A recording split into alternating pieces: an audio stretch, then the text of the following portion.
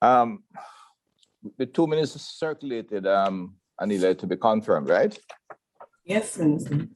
Can send everyone move for counter amendment here first, and ask my Paul to second. I so move, Chairman. I so move for both of them. All right, remember Paul there? Yeah, seconded. Yeah, I was telling Senator before it came in that the senators have carried this meeting. There were the 2 MPs who have really given me full support is yourself and MP Robert Miller. Yeah, the MPs dropped below in terms of attendance, but before I go into the notes, I want to thank you for your support yesterday on issues concerning our overseas gang leaders. Having been in this committee, where at the committee level we can have intense dialogue, even where there are difference of opinion and not become a problem, because this crime thing is I'm very concerned. The problem. And these overseas guys, we need to get more. Our partners who keep putting pressure on us for different things need to give us more help. They're there, and they're really a kind of source, because once they're active and they have money, they keep recruiting even with our best efforts here. Well, Minister, I have tried to think about this thing, right? Because I know when there is a war, so-called war in my communities, the amount of gunshots that people report firing and the kind of weaponry. And sometimes I wonder if we in any way could be in supporting this by way of funding. And I have been, for the last 5 years, been very careful in terms of the contracts that we do in the constituency. And of course, as you know, it's the CDF is quite minimal. So there's nothing there that they can use, nor do we provide them with any back channel support. So when I think about how much money that these guys are spending, it must be from a source, and I can only think of overseas source, because you hear things. And I have been pleading to those persons who used to live in the community, who now live overseas, if you want to do something for your community that you used to live, send a sewing machine, send some building machine so that people can be engaged in productive activity. And for heaven's sake, stop sending guns and bullets to Jamaica. And I think our international partners should be able to assist us with that.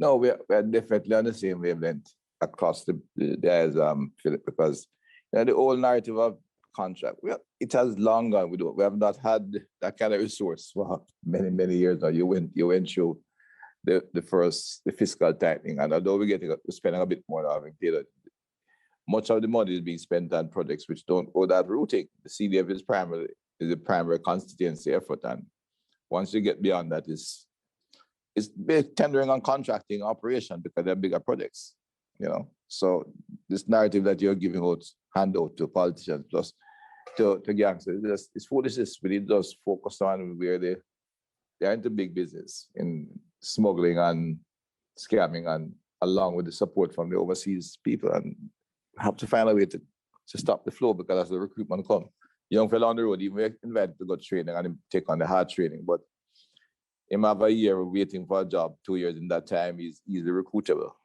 because he still want to help his family. But it's a real challenge, and we have to just keep working at it. I think we have both sides, when they have been government, we have all spoken to the relevant people, but it's a serious thing. I mean, Montego Bay and finish, number, you'd have to be there to hear it. I've listened to it. A time when, before the SOE, you'd have gunshots like in a Mexican waveform across Montego Bay. Unless you hear it, it's difficult to appreciate. Men in Granville start a barrage of shots. By the time Granville goes off, it come across to Mount Salem, and Mount Salem go off, and then Mount Salem, one side of Mount Salem go, the next side go, Rose Heights go, then Rose Heights followed by parts of Salt Spring and Glendevon, followed by Flanker, and then it go the other way, 2-3 rounds. It's unbelievable the amount of money spent on just ammunition and the kind of weaponry out there. And they do it for maybe 2 or 3 rounds, New Year's Eve night. I know, it's crazy. But we keep at it, and to what extent we can keep pulling out the young recruiters. We have to expand the training program. Let's look at our report as prepared by the Secretariat. I think we can, I don't see any typing or linguistic errors. The first page that take us up to. Excuse me, Minister. Mr. Richards will be sharing the screen. Okay, yes, please. Yeah, this first 2 pages here is really a statement of the original resolution. So I didn't see any grammatical errors. I don't know if Lambert or Paul will senators saw anything in here. That's page 1 and 2, which basically bring back the resolution. And it's dictate. It's a preamble.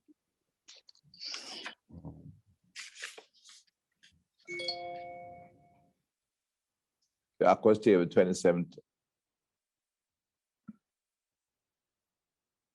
Okay. This was when that's when it started, Anita. October 27th. Thought it would have been a little longer. It was tabled for the review. Yeah, that's what I'm saying. October. Not.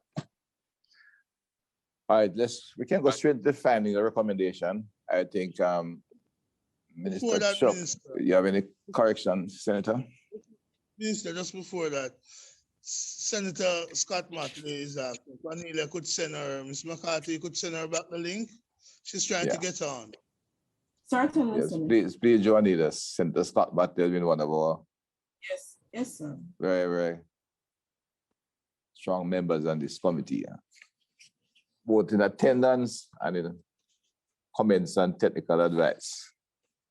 Is that a fair comment, Senator? I think she has really been a tall strength on this. I'd say something more, but it'll get me in trouble because she's my deputy leader now and not as it was before. Well, remember this General Secretary like to recruit ladies, and not Not that one. That one is firm. So just out of curiosity, Chairman, how you make that big leap from Senator Brown's remark to the one you just made? That's a gigantic leap. Oh, you can wait. Mr. Member Jackson, it's good to hear this. You're coming in. Senator Brown, been here a little while. Yeah, I had to take some to stimulate your ears and get you right on track. That's one. Yes. Those matters do stimulate my ears. Fair enough. Senator Brown said he couldn't speak freely. I was wondering.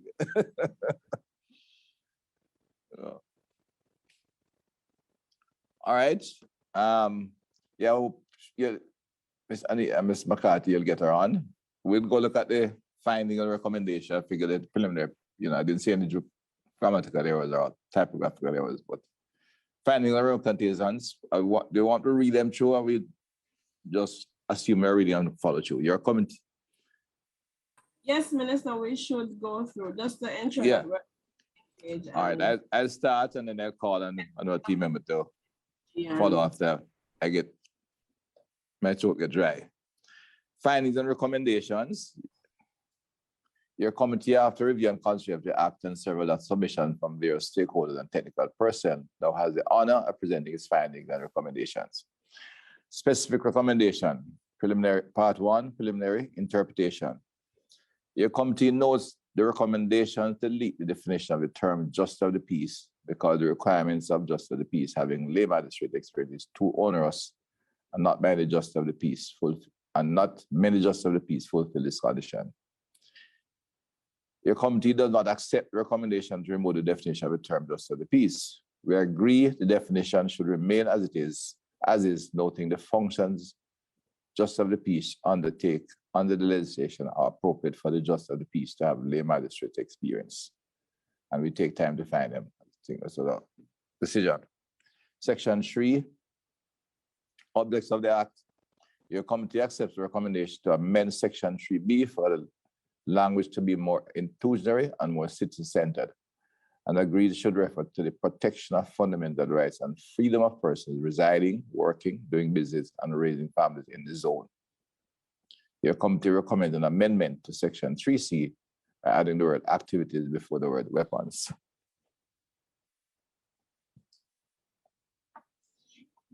Section 3, object of that continued. Your committee notes the proposal to amend. Yeah.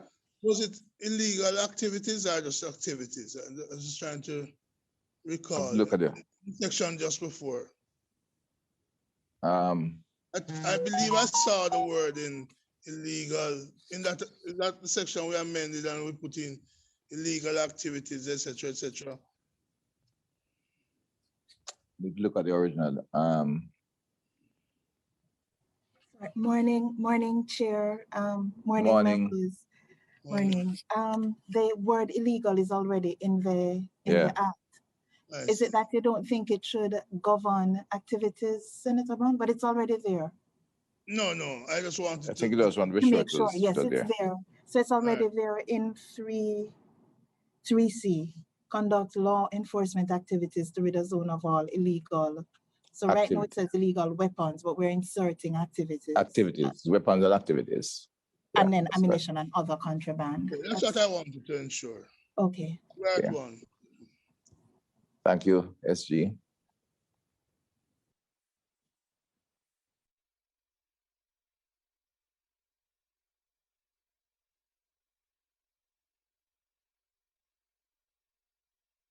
My mic is muted. Section 3, objects of continued. Your committee notes the proposal to amend Section 3G because the term sustainable development plan is vague but does not accept the recommendation to the way it's written, Anita was wondering what exactly. Does not accept the recommendation to amend Section 3G. Your committee also notes the concern and recommend amendment of Section 24 to clarify a sustainable development plan is given effect. Minister. What was it ambiguity there? I remember, well, it wasn't accepted. The recommendation was not accepted, and there was a reference in the proposal for the Sustainable Development Plan. But then I remember the recommendation was that it would have been addressed at Section 24. That is the development plan. So I'm not, that's why I left it there.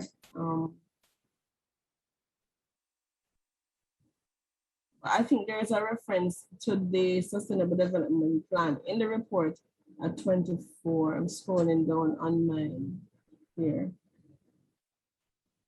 I'm not sure. Are you hearing me, sir? Yeah, man, I'm hearing you.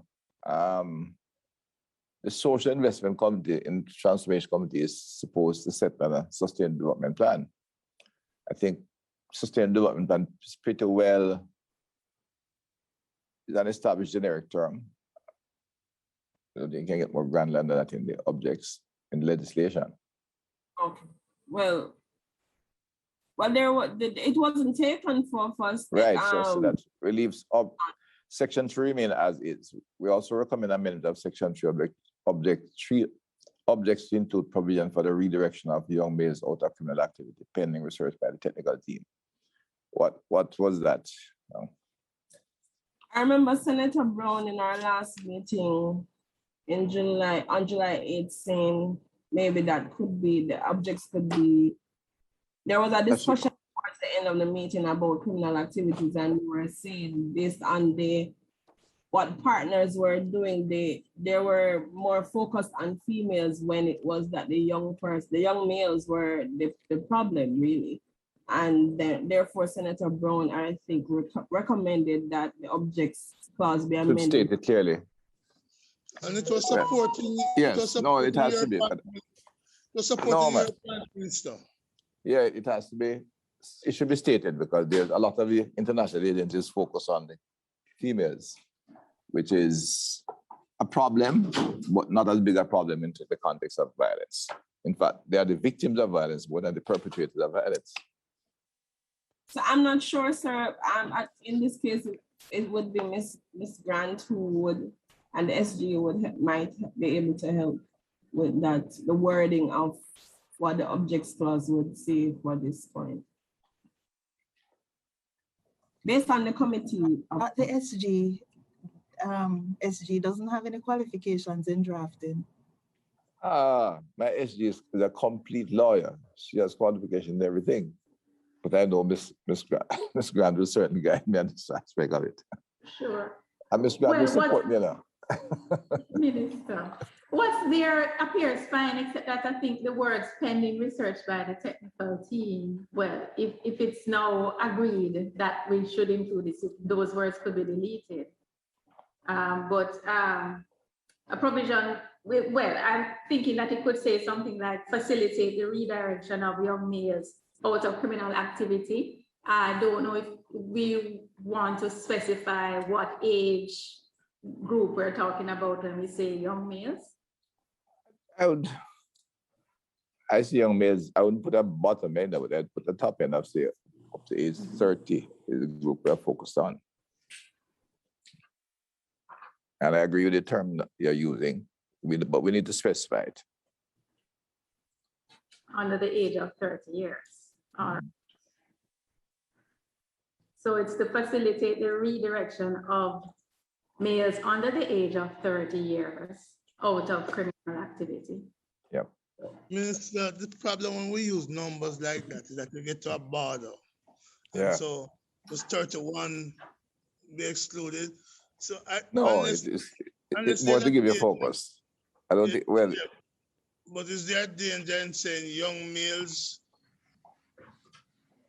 And if just now we could leave that young males without the age group. Yeah. What I don't want to do is to.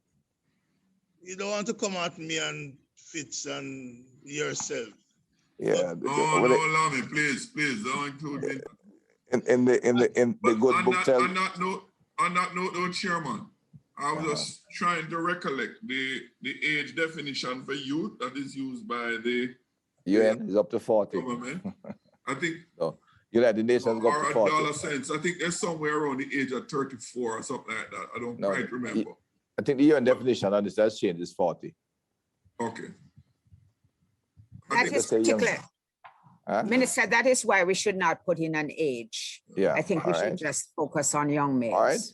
Okay. I appreciate that. I'll take that advice. Ms. Grant, comfortable with that? Yes, Chair. And to support Senator Brown, you know, what the good book says, if you don't bear the children as young, try to make it a big old that break, and I don't want to break. It's not just. And my good friend. Minister, mine are getting to spearing rather than spoiling the child, you know, because that's another subject. No, we're seeing you that one, no. And I sure have sent them out to sort, but that one is not appropriate at all. Is it? I should not be used out of context. Excuse me, Minister. Sure, go ahead. What's that? Mr. Neela, what, didn't hear you? You're saying, Ms. McCarthy? SG has her hand raised. SG, go ahead. Oh, yes, thanks, Chair. I actually was going back to the first paragraph under section 3. That sentence that says, the committee notes the concern, recommends amendment of section 24, but there is actually no proposal to amend section 24 to deal with the Sustainable Development Plan. It's the committee discussed putting some recommendations into a policy, and that's in the general recommendations of the report. So I think that that last sentence perhaps could just refer to the general recommendations section of the report. All right, thank you, SG. Ms. McCarthy and all that. Yes, Minister. Yeah. Zone of special operation. Move up again, declaration of zone. Section 4. Your committee notes and agrees with the recommendation to amend section 4.1 to increase the initial time period in which a zone can be enforced from a period not exceeding 60 days to a period not exceeding 180 days. And 2, to increase the further period for which a zone can be extended from a period not exceeding 60 days to a period not exceeding 120 days. Your committee also notes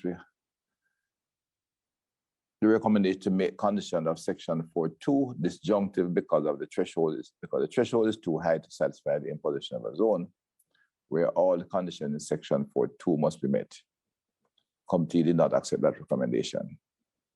Your committee notes the recommendation to amend section 4.2 to divide the circumstances that must exist for a zone to be declared into two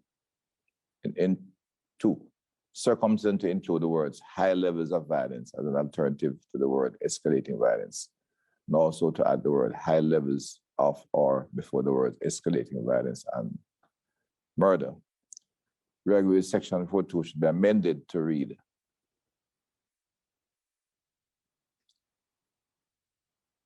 the circumstances referred in subsection 1 are that there are reasonable grounds to believe that due to rampant criminality, such as gang warfare and high levels of escalating violence and murder or heavy gang dominance, the threat to the rule of law and public order, it is necessary so to do.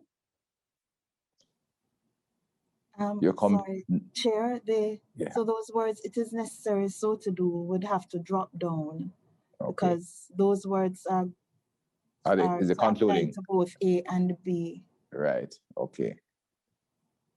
But I'm always in favor of even if I know the committee can propose its language, but also give some room to the CPC. CPC, yes. To do That's any qualifying comment. that she sees necessary.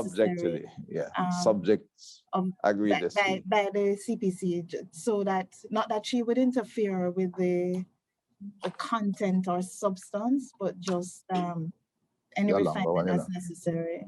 Look, Chairman.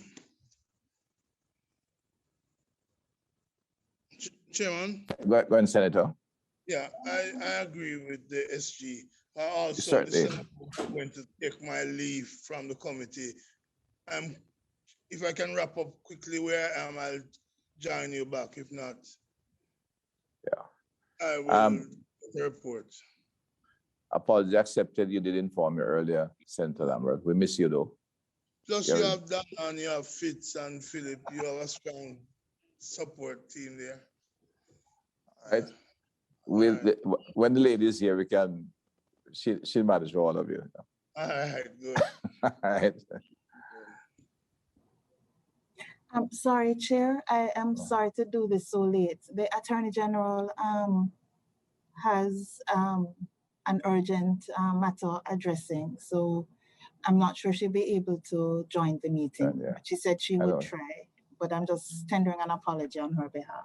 Yeah, accepted. A number of conditions. I know she has some challenges, I know, but she has been joining meetings on Zoom sometimes. Hope she's fine.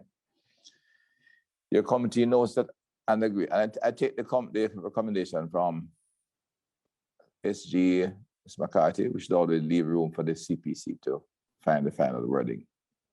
Yes, your committee knows and agreed with the recommendation to amend section 4.5 by changing the reference to Joint Command to the Commissioner of Police and Chief of Defense Staff.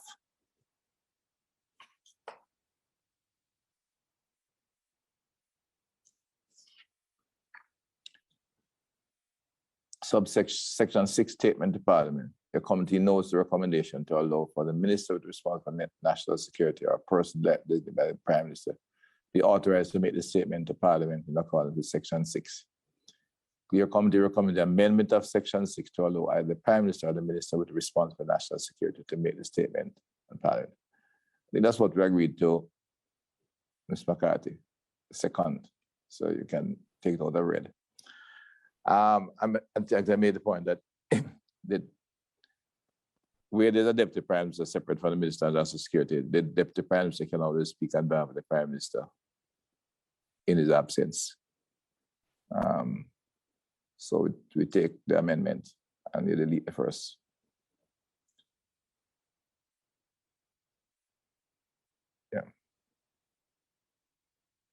Yeah.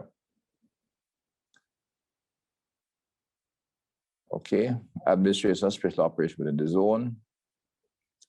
Your committee notes but does not agree with the recommendation for section 8.2 to be amended to address training of the joint command and other leaders in the zone. Your committee, however, recommends that these matters should be considered and addressed in the policy, general recommendations. As was, I think that was the agreement. So we follow sure that will also be taken with other recommendation for general application. Your committee notes the recommended section 8.3 needs clarity regarding our written accountability and reporting system. Oh, need to remind of this. I'm trying to find my original bill and I'm stuck. Mrs. Miller is working on it, so you say. SG, remember what we're saying here? I can't remember. I know we had that. I don't think the committee took a decision on the matter because the act just says that the zone must have written accountability and reporting system as specified by the NSC. There was some discussion because I guess it seems to be lacking in detail, but I don't have any note of any decision. I think there was a discussion around the matter, around the topic. I think currently there's a 10-day report to the Prime Minister, and then you get the 6-day report in the House. Now, if we go to, I think we should have it doesn't require the report. I think in the first phase, you really need it a little bit. Well, there hasn't been any objection to the report. I think what is some members want a more detailed format.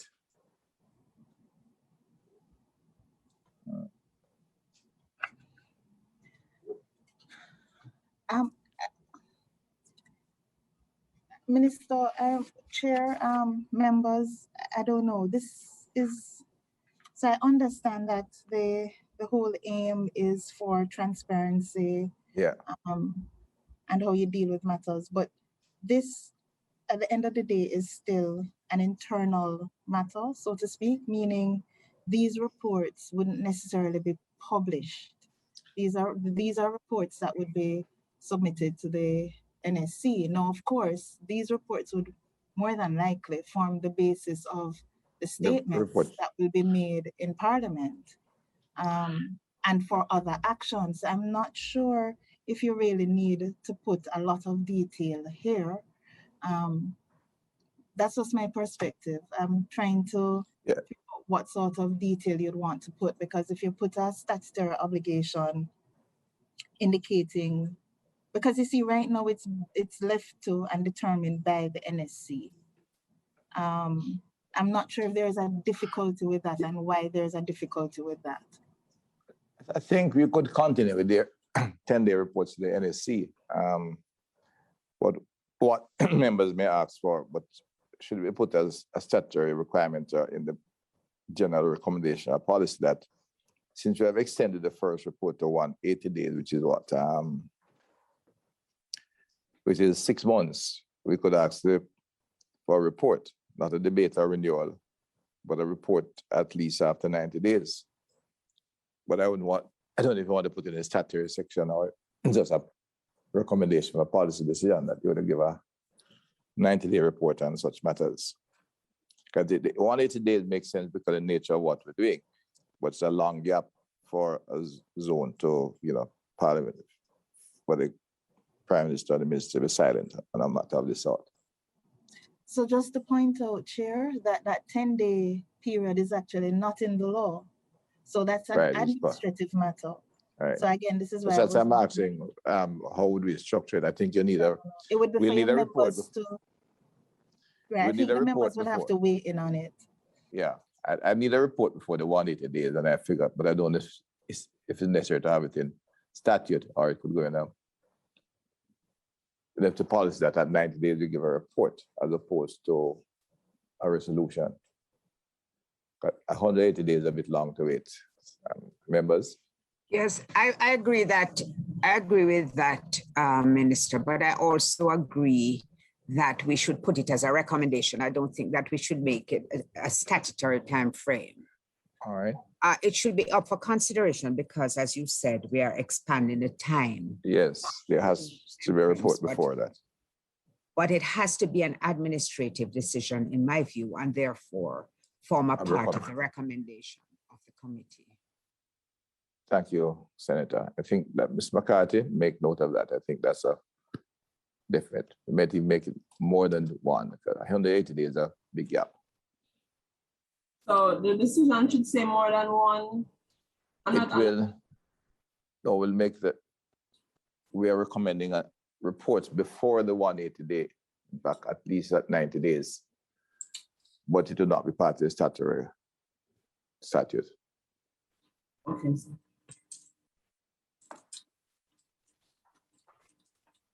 Chair, if I might, to be clear, these reports go to the National Security Council. And so if we're saying this is an administrative matter, what exactly are we saying we're doing in relation to the statute? No, there are two things. The reports go to the NSC, 10 days, sometimes less than 10 days. I'm saying for our recommendation is that Parliament get the report before the 180 day, which would be, I'm saying 90 days, given the nature of what we're dealing with. 180 days, we have extended it, which makes a lot of sense given the nature of the zone as special operation, but Parliament should be informed before. So there are two reports. There's the reports for the National Security Council, which monitors the entire operation, but there'll be a report to Parliament before the 180 days. Agreed, Chair. Yeah. Welcome, thank you. Thank you, Chair. Duty of Joint Command to submit report. Your committee notes the recommendation to amend section 9.1, but does not agree to amend the requirement for the Joint Command to make reports to the National Security Council, but to be changed to the Commissioner of Police or the Chief of Defense Staff, and agrees to increase the time period required for the Joint Command through the Commissioner of Police or Chief of Defense Staff to report to the National Security Council to every 30 days. Out of those reports would come the report to Parliament.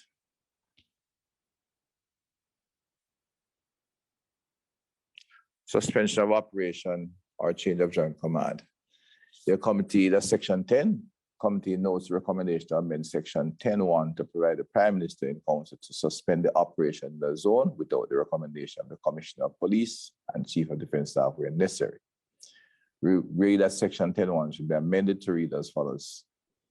The Prime Minister in Council may suspend the operational zone on the written recommendation of the Commissioner of Police and the Chief of Defense, or where the Prime Minister in Council finds it necessary. Again, the language would be subject to the language to be used by CPC. But that's the essence of the decision. Section 11. The power of Joint Command to establish,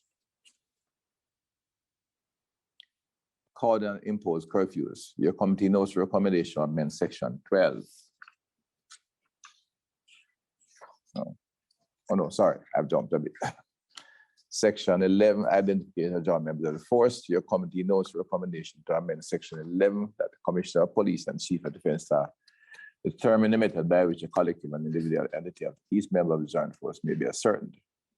Your committee accepts the recommendation for the Commissioner of Police and the Chief of Defense Staff to determine the method by which the collective and individual identity of each member of the joint force is ascertained.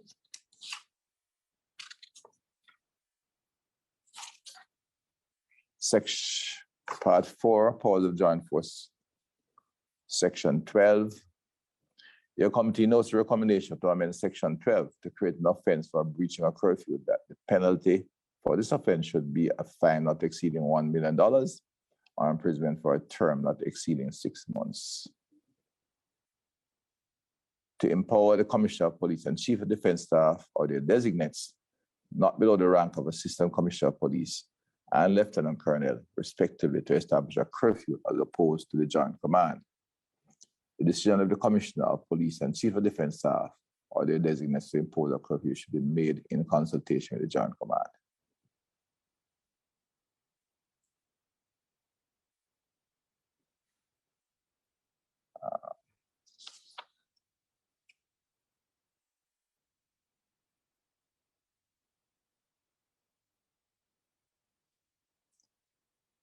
Your committee also notes recommendations related to Section 12 to include another schedule to the Act to outline the form and the form of declaration, the possible period for publication of declaration.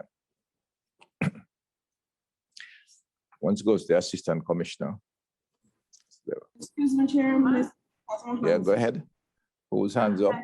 Thank you. I just with respect to that last paragraph on Section 12, I think the form relates to a form of notice and not the form of the declaration itself, which it's a distinction because what is being published is not actually a declaration of the curfew itself, or just a notice to inform that curfew has been imposed or a cordon. And also, so it would refer to the notice and the method of publication of the notice, possible method of publication of the notice. I think those were the issues that were to be addressed.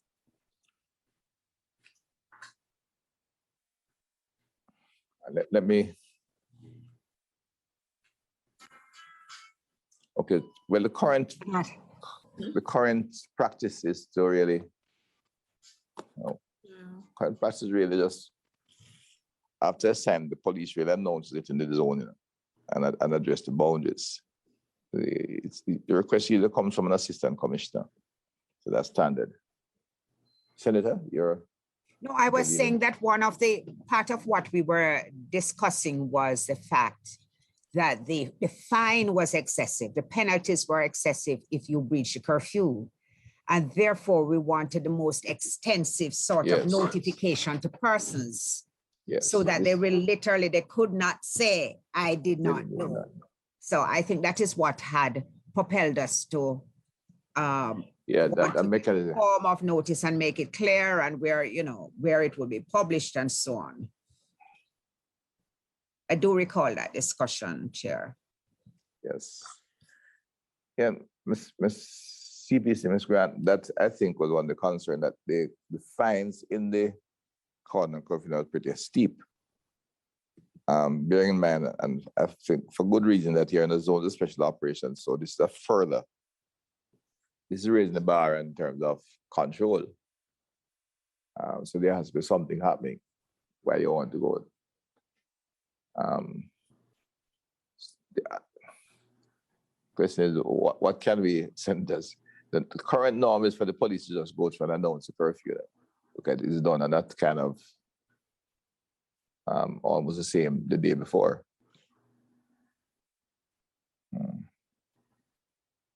Yes, Chair. So I had been asked to work on a provision that the committee could consider to address the issue here, which I had done. Okay. Would like me to share that? I can. All right. Yes, it's short. You got to read it to just. Or if I can share, I can just put it up. Yeah. Okay. Go ahead.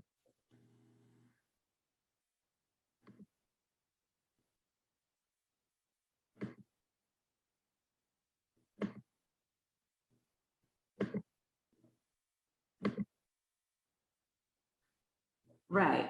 So the new 12 would provide that in respect of any zone, action may be taken either under paragraph A or B or both. A, the Joint Command may establish a cordon around or in the zone and shall, as soon as is reasonably practicable after the cordon is established, cause a notice of the establishment of the cordon to be displayed in a conspicuous location in the zone. B, the Commissioner of Police and the Chief of Defense Staff, in consultation with the Joint Command, one may impose a curfew in the zone between such hours as may be specified requiring persons within the zone to remain within their premises during the hours so specified, unless otherwise authorized in writing by the member of the joint force who is in charge of enforcing the curfew. And 2, shall, as soon as is reasonably practicable after the curfew is imposed, cause a notice of the imposition of the curfew to be displayed in a conspicuous location in the zone. 2 is the existing provision. 3 then goes on to deal with the form of the method of publication of the notice. So 3 provide that the notice shall be in such form as shall be prescribed, be in the case of a cordon, specify the boundaries of the cordon and the requirements to be complied with by persons within or in relation to the area falling within the boundaries of the cordon. And C, in the case of a curfew, specify the hours of the curfew and the requirement that persons within the zone are to remain within their premises during the hours so specified, unless otherwise authorized in writing by the member of the joint force who is in charge of enforcing the curfew. The only thing I suggest there, CPF could indicate more than one prominent location, because some of the zones are could get bigger, and therefore you'd want all the entrance points, literally, because that's where the communities go in and out. And there may be 4 or 5 checkpoints. Usually, I think in the case of Mount St. there are only about 2. It's a small area. But as you go to a bigger zone, you'll have 4 or 5 checkpoints. So all the checkpoints, which are the entry and exit points, should have the notice prominent displayed. And if it's at the checkpoints, it means also the residents will be able to get a chance to speak to whoever is the commander at the checkpoint if they are having difficulty reading or understanding the details. All right, so we could provide that it be displayed in one or more conspicuous locations in the zone. All right, and then the penalty provision is here at 4. A person who without reasonable excuse contravenes any requirement specified in a notice given under subsection 1(2) commits an offense and shall be liable on summary conviction, therefore, before a parish court for a fine not exceeding $1 million, and in default of payment thereof, to imprisonment for a term not exceeding 6 months. All right. This map up to the limits have been given. All right. Senators, members, you wish to comment on that? Okay, it means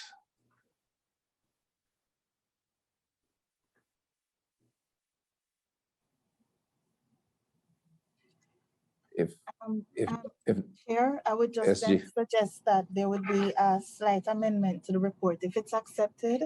So where we talk about to create an offense, the reasonable excuse should be a part of the report. All right. What is a defense? Basically, you're saying to someone, so if someone had some sort of emergency and had to breach curfew, at least it's acknowledged and it's there in the draft. Okay. So I think it should be referred to in 1. Yes. Accepted, SG. I also think, I thought I heard from CPC as it relates to that last paragraph, your committee also notes recommendation to include another schedule to that to outline the form of notice. And then I think she said, and the possible method for publication, not period. I wasn't. Yes, that's right. Okay, so I think the word period should be replaced with method. So maybe when Mrs. McCarthy puts it back up, or yes. Okay. Accepted, because the object of the zone is not to criminalize anyone. The approach of clear notice to remove the problem maker or to disrupt those who are giving problems and protect the citizens who are there. So you don't want to inadvertently convert somebody who has a legitimate and reasonable thing to move to a criminal. And then CTD Richards to do an amendment to number 1, where it says to create the offense, to make reference to the fact that there is a person who has reasonable excuse will not be found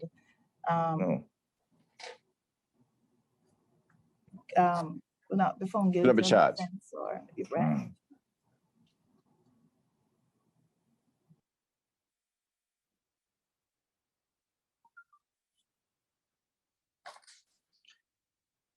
Now, is there a need to broaden the say in case the person in the community is disputing and they Sorry, Chair. Mr. Richards, that's not where we would put it. The decision paragraph is below there. So that's the proposal that was made. So we would need to put that where that's the section that is still read, which is below there. Sorry, SG. So that's where we would need, that's a quick question. Would we put in there that if someone is approached a citizen who think they have a reasonable excuse, and the patrolling officer still insists on charging them, should there be some latitude to allow that the person,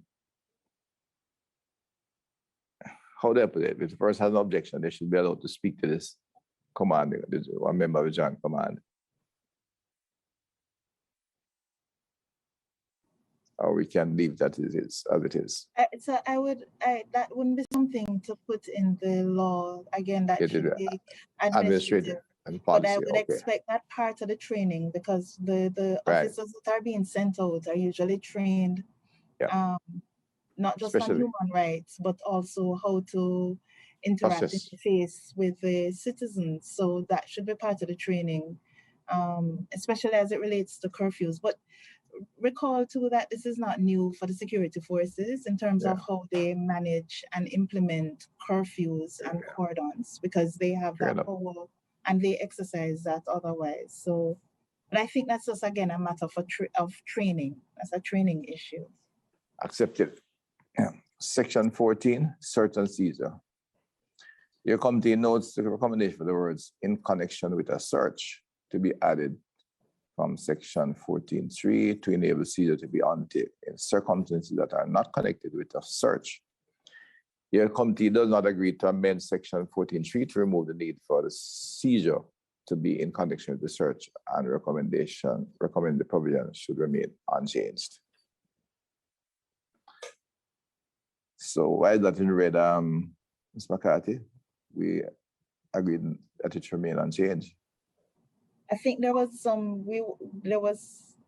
a lack of clarity. I think we wanted the committee to just confirm. Okay, and that's reasonable. Accept where it remains as it is.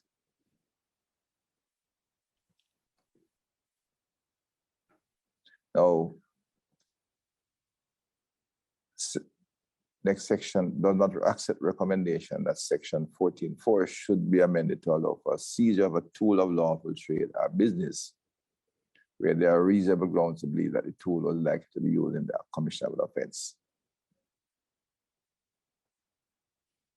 The committee accepted that this should remain as is. I think there's a debate of things like a machete, how do you deal with it, but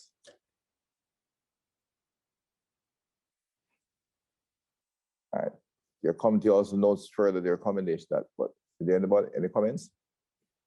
Ms. McCarthy, I have to note, I'm not seeing the hands. I'm putting up my. There are no hands yet, sir. No. Your committee notes further recommendation, but does not agree.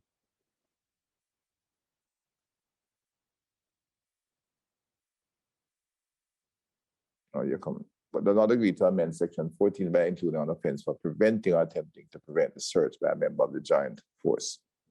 The penalty for this offense should be a fine not exceeding $1 million or imprisonment for a term not exceeding 6 months. Oh, wait, no, does not. We know that this is already an offense under the Conservative Force Act, and therefore there's no need to duplicate the offense. Okay. Section 15, custody or disposal of things seized. Your committee notes that recommendation for section 15.3, section 3 to be amended by removing the words arising from or in connection with the search, similar to the proposal made in respect of Section 14G. The committee does not accept the recommendation and recommend the provision should remain as unaltered. Your committee also notes recommendation for Section 15.3 to be amended by including when an item which was seized to prevent or control, and I expect this would be public disorder, should be returned. There should be a, this should not be a, weirdo. It doesn't read quite correct, Ms. McCarthy. Item which was seized to prevent or control. Public disorder is it should be with control. Where the language, the law is here. This comment should be as thing should be returned, and that this criteria for return should be where the officer has reasonable grounds to believe that the item no longer poses a threat to public order. Sir, it's a choice for the committee to decide what they want the decision to read. The section, let's see the red then, to include when an item which is seized to prevent or control public disorder should be returned. Or your committee agreed with the proposal to amend Section 15.3 to provide an item which was seized to prevent or control public disorder should be returned where the officer has reasonable grounds to believe the item no longer poses a threat to public order. That section is what so makes Chair, sense. if I could assist, if I could assist, 15.3 really links back to 14.3 because 14.3 is where the seizure takes place. Right, and the seizure can be done to one of the grounds basis for seizure is to assist in preventing or controlling public disorder, but that aspect was not captured in 15.3 when we're talking about returning the item. So the committee did discuss expanding 15.3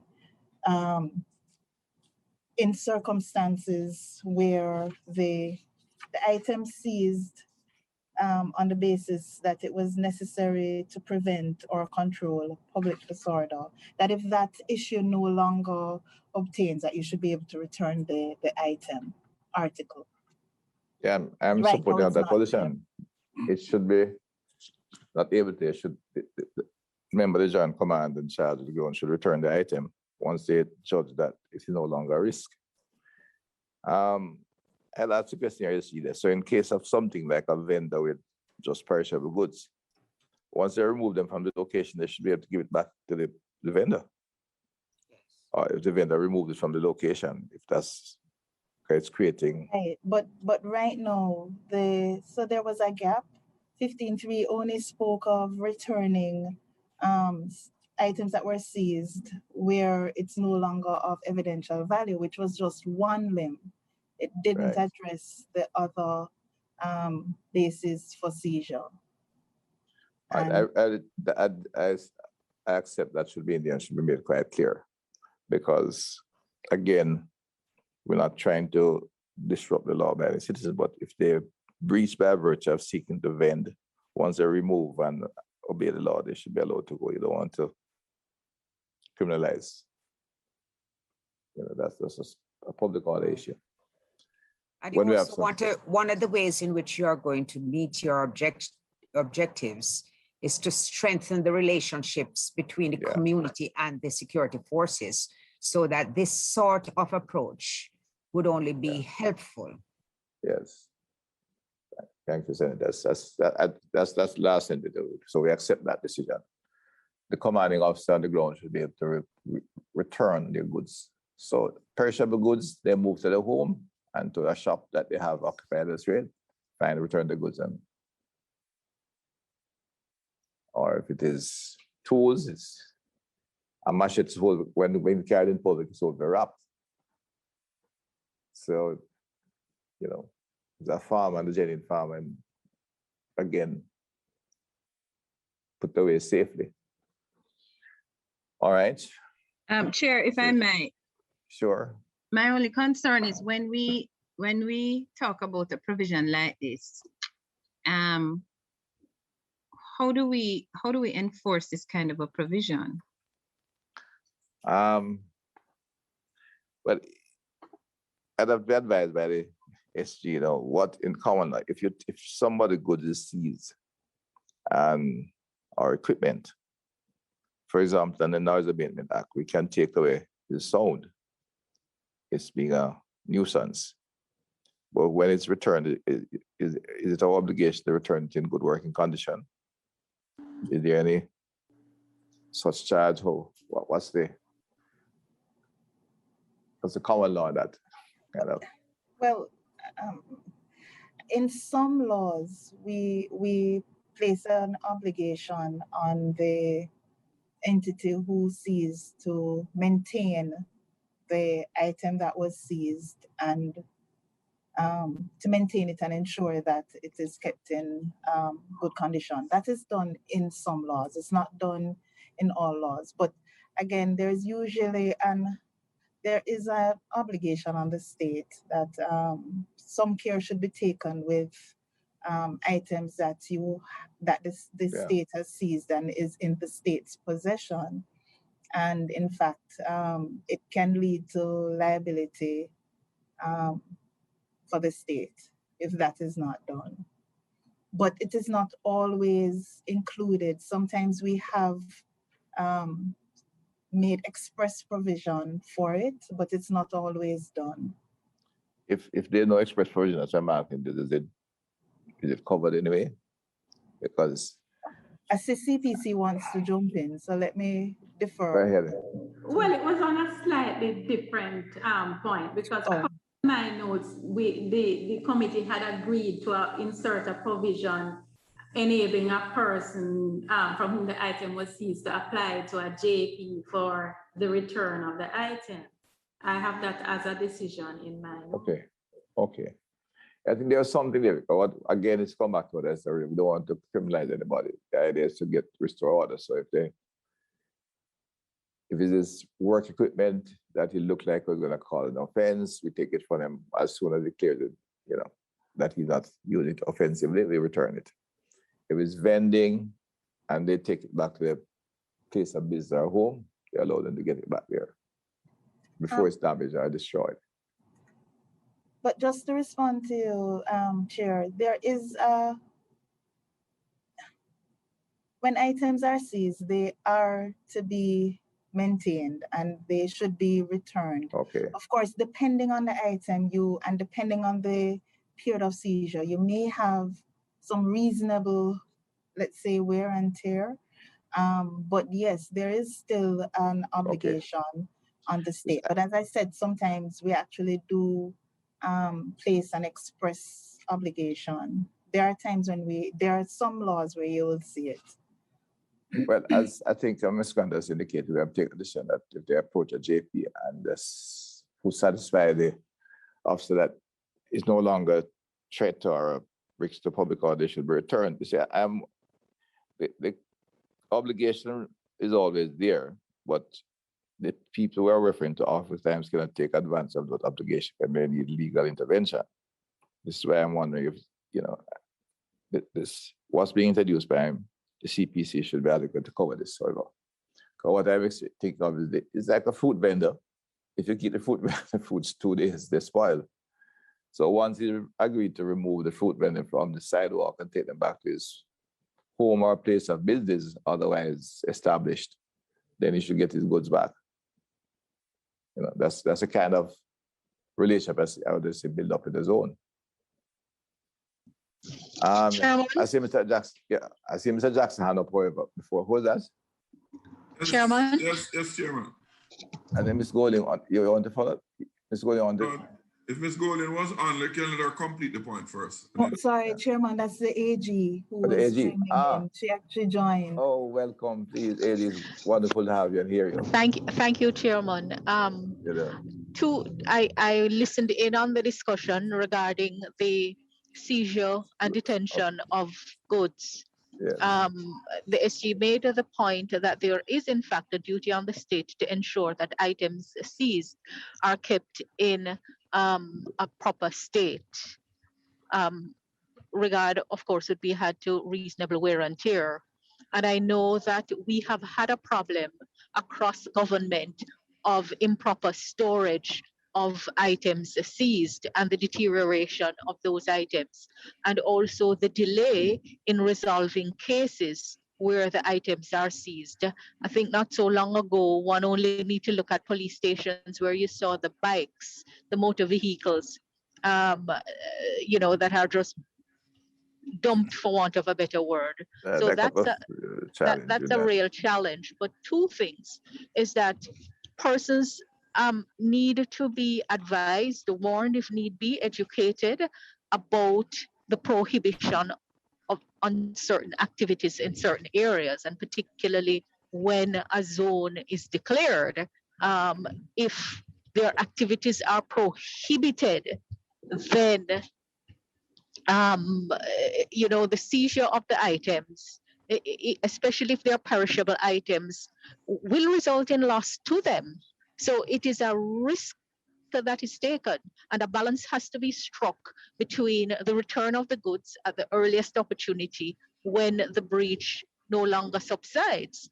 But the level of blatant disregard for law and a daring of the state has to be taken into account, and persons will have to understand that if the activities are clearly prohibited, and particularly when enhanced security measures operations are in progress, then I think there is going to be some inevitable loss of perishable items if they choose to defy the law and operate in circumstances which pose security and law and order threat. But the provision of making the application will go some way in addressing the concern and striking some bit of balance. But I don't know that the situation will be entirely resolved in the absence of persons simply refraining from breaching the law and carrying out the prohibited activities. Advice to the AG. The insert recommended from the people coming up that is CPC indicate, I think we'll cover that. I think I'm saying the issue of how we treat was just an issue, and you have faced a number of those because there have been litigation. Of course, the vendors in the zone don't have that capacity. But the idea is really to give them an opportunity to correct the problem. I don't expect it. From my sense of what's happening in the zone, though, there's usually not a kind of wide-scale defense once the security forces move in and the work starts to, in terms of the build and development of the community. They're generally kind of a restoration of some order. And if some of the breaches take, as you say, once they're willing to move quickly back to order without too much problem, then we should have some means of accommodating it without having to go to courts. For the small vendors, so it's a bit of a lax to it. Again, and I'm just thinking of the zone where I'm trying to focus the security forces on dealing with the chronic, the felons, and build a relationship with the community. So the JP would be a good outlet for them to deal with, the small vendor who maybe we have breached, but may have just wandered off into it. All right, Mr. Jackson, AD, that's yes, thank you, Chair. Well, your remarks just now and those of the AG really captures my concern, because from time to time we get these reports of the police coming to an area and they seize goods, including perishables, as AG has indicated, and the community or the persons from whom they are taken feel really defenseless and no recourse. I don't know if it's through the commander on the ground, some responsibility or obligation on the one hand, and then on the other, some sort of recourse with some expeditious conclusion for the recourse to be in place, to be provided for. Because the last thing we want is that people feel that in the ZOSO, they can be quote unquote disadvantaged and there's no recourse. So those really my concern. Well, this is why I said it. The JP, who is in the community, and appeal could make to them an acceptance of the breach, but a commitment not to repeat the breach, so to speak. It's a fair limit. It doesn't apply. The law will not be amended, for the general problem we have on this wider community of the street vending, etc. But in the case of the ZOSO, I'm concerned we should make an effort to create a kind of, once they're willing to accept their failure to abide and then take steps to correct it immediately, which shows some latitude, a bit more flexible than otherwise. But if they repeat, then they will face the losses. All right. I don't see any more. What happens, but Chairman, though, what happens if, for example, I hear of cases, for example, that is alleged that the police turn over the pot of soup that they have prepared for cooking?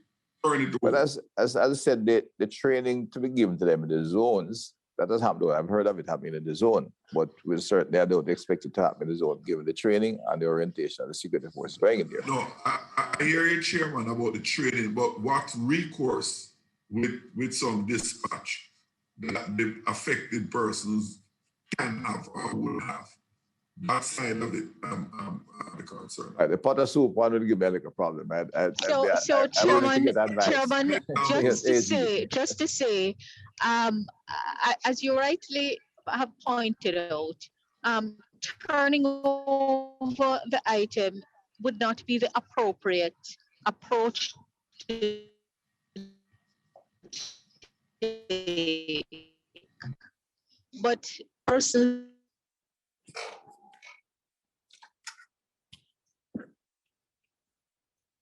We're losing you with AG. Oh, look, I need the charger.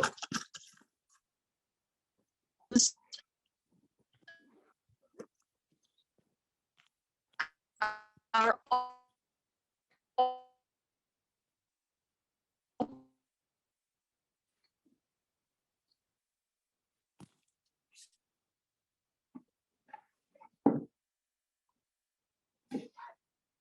operating and in blatant breach of the law. But how it is done will make a difference. It can either escalate or de-escalate a situation. We would hope that you don't have the turning over of the soup, but I have heard it anecdotally. But the person who's vending in a no vending zone has to clearly understand that they do so to their own peril. But we could never endorse the police in their attempt to uphold the law to do it in a way that makes a situation worse.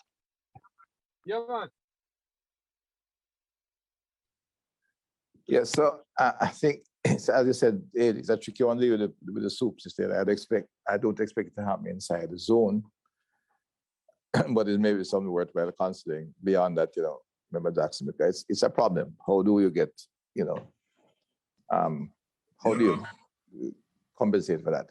I think we can stick with the JP as a center of immediate call for kind of acceptance and repentance and restoration very quickly, the restorative justice, so to speak. The turn of the soup in there, I don't know. I have to give it some more thought to that. Well, aside the soup as an example to make the point. No, that's a difficult one. No, I appreciate that. That wasn't my point of destination. Yeah. But if Chairman, if the member thinks of it in the context of the state having the power to seize it, then the deprivation to the person who is operating in breach of the law can be better understood. But like I say, it is the how of doing it. So the soup is just an example of a type of goods that they can be deprived of lawfully in the circumstances of the state enforcing the law. But AG, let me ask, could I direct this one to the AG in respect the provision for confiscation in doing their job, where the person to whom the goods belong is found not to be guilty of any misdoing or any illegal doing. What is the obligation of the state for damages sustained? A lawsuit on their part? Well, is the old tort of detenue. If goods are unlawfully seized and detained, there is a recourse in the civil law in the action of detenue.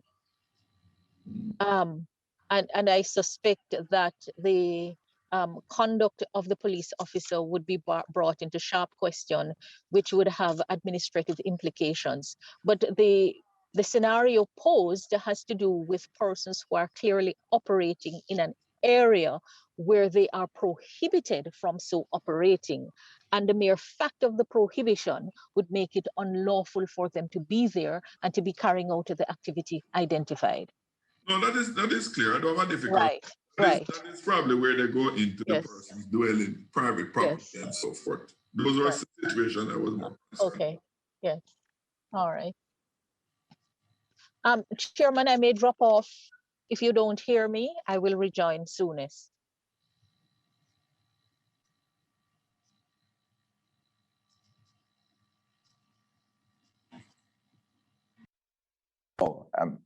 Thank you, AG. Understood. All right. You're supposed to be resting up, but you seem to be working hard at home. Chairman, if only you know the circumstances that I have to deal with. But thank you for your kindness always. Right. Please take care. Yes. All right. I think we can move on from that. And as I said, the members, the CPs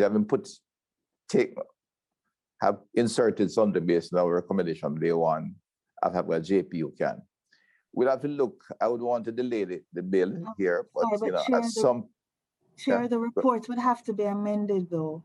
So I think perhaps CPC can maybe share what she has in her draft so that the report can reflect that. Right. Yes.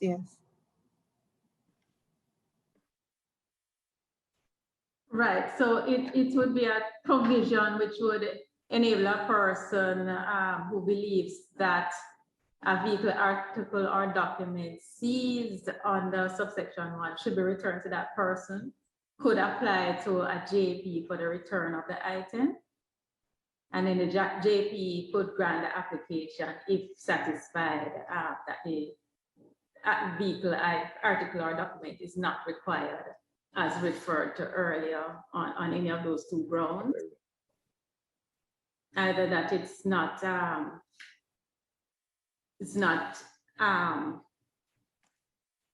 assisting in preventing or it's no longer required to be detained to assist in preventing or controlling public disorder, or it's no longer of evidential value in any criminal proceeding.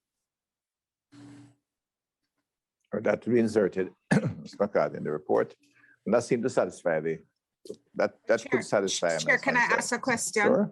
Sure, Senator. So if we proceed like that and we have the application to the JP, does that mean that we will not be having this section which would give the officer himself or herself a discretion where the officer has reasonable grounds to believe that the item no longer poses a threat to public order? In other words, if the officer has a view that it should be, he could return it, will he still be empowered to do that? Or will that mean that we skip that step and the person has to go straight to the JP to make the application? That is what I'm not very clear on that process. Right. If I may, Chair, that provision would remain. So the person would just apply if it hasn't been returned pursuant to that provision. Thank you very much, CPC.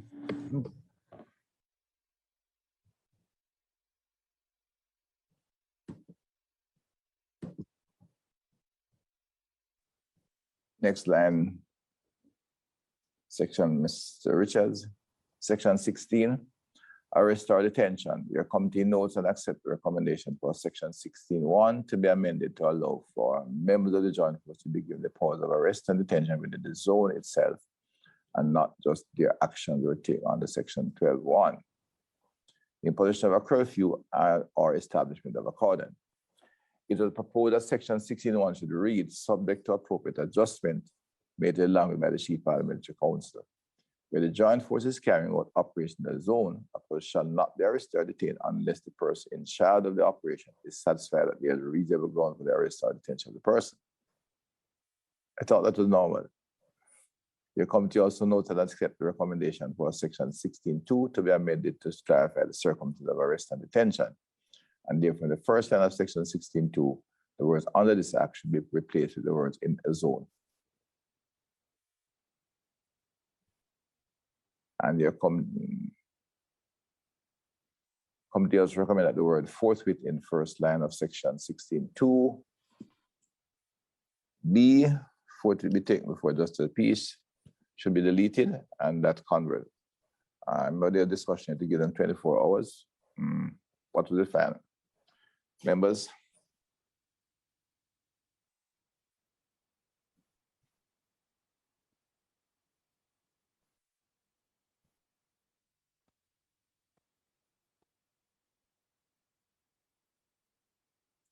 It was to remove the word forthwith because of the difficulty of necessarily having a JP at all times and give them a certain timeline. Mr. Richard, the next, some timeline indicated below. I don't want you going too far down.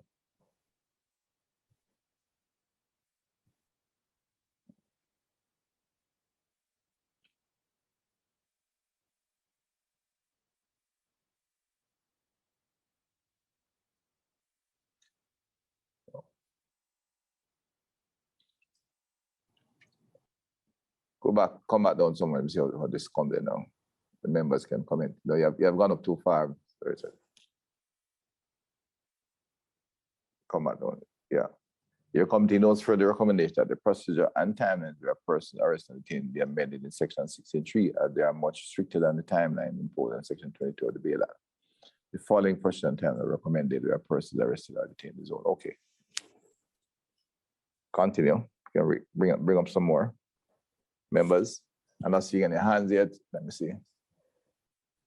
Sir, just to remind you that this that you're reading now is what was proposed by the JCF, and what is in red is what the decision of the committee would be.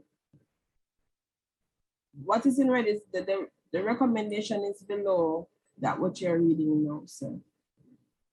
Okay.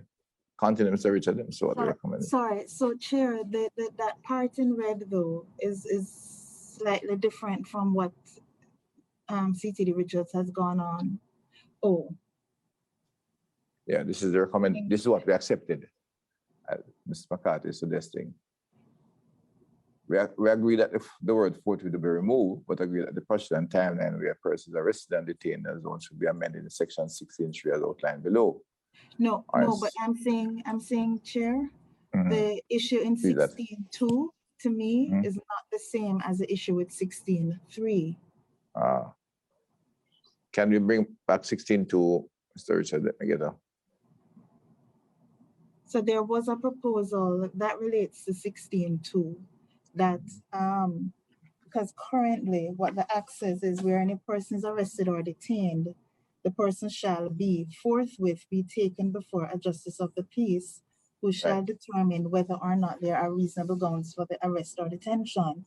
And the proposal was to remove forthwith. So it would just say the person shall be taken before a justice of the peace. I just want to remind the committee of Section 14(3) of the Constitution.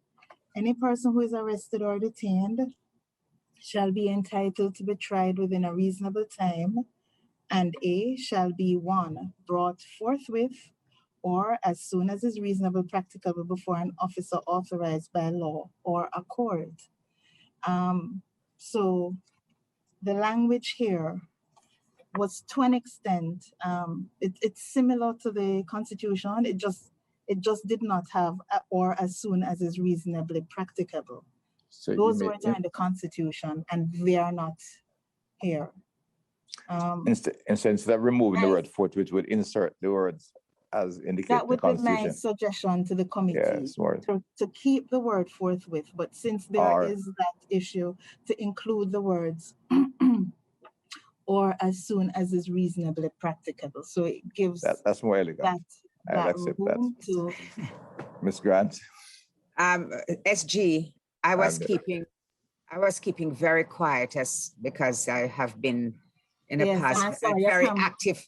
I saw your camera come on. So I said, a very active practitioner. And I know so let me jump in quickly before. I need say no more.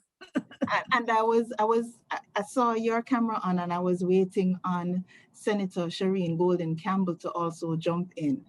So I said, let me just. Thank you. All right. I'm going to defer to Senior Counsel SG because I suspect he will cover it most adequately. Yes, I can see the lawyers think I like. So that's a good side. I like that. Right. OSG is indeed a sound advisor.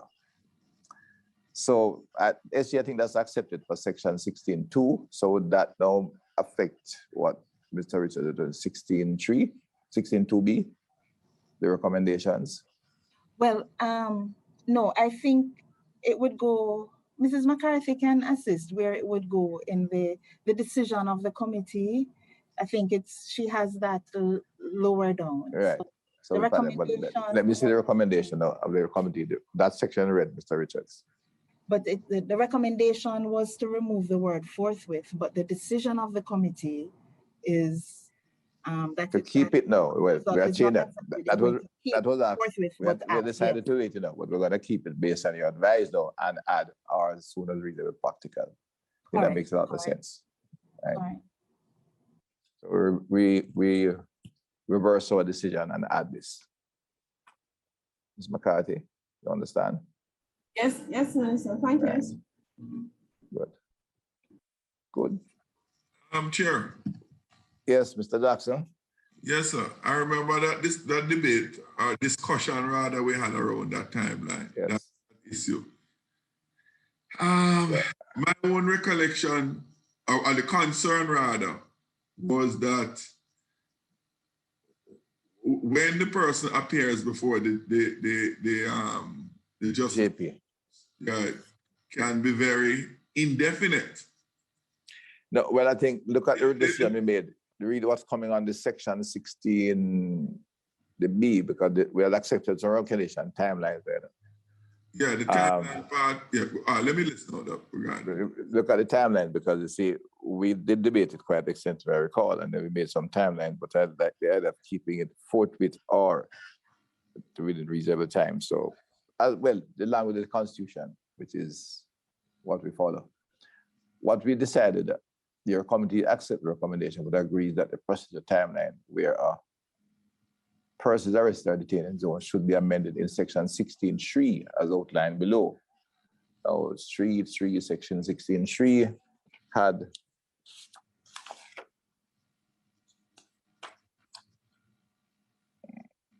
with our section, this should be an addition. Yeah, 3. All right, so you look at this. If you have before you, section 16.3 had given the justice of peace certain power. What has been amended, the person must be taken for a member of the JSC designated in writing by the Commissioner of Police to be jointly in charge of the operation within the zone under section 8.1. An officer not below the rank of superintendent who is part of the joint command of the zone within 24 hours. This officer will review the circumstances of the arrest and detention to ensure that the requirements of a reasonable words to suspect that the person is committing or is about to commit an offense has been met. If this officer is not satisfied, he can remand, is so satisfied, he can remand the person for a further 24 hours.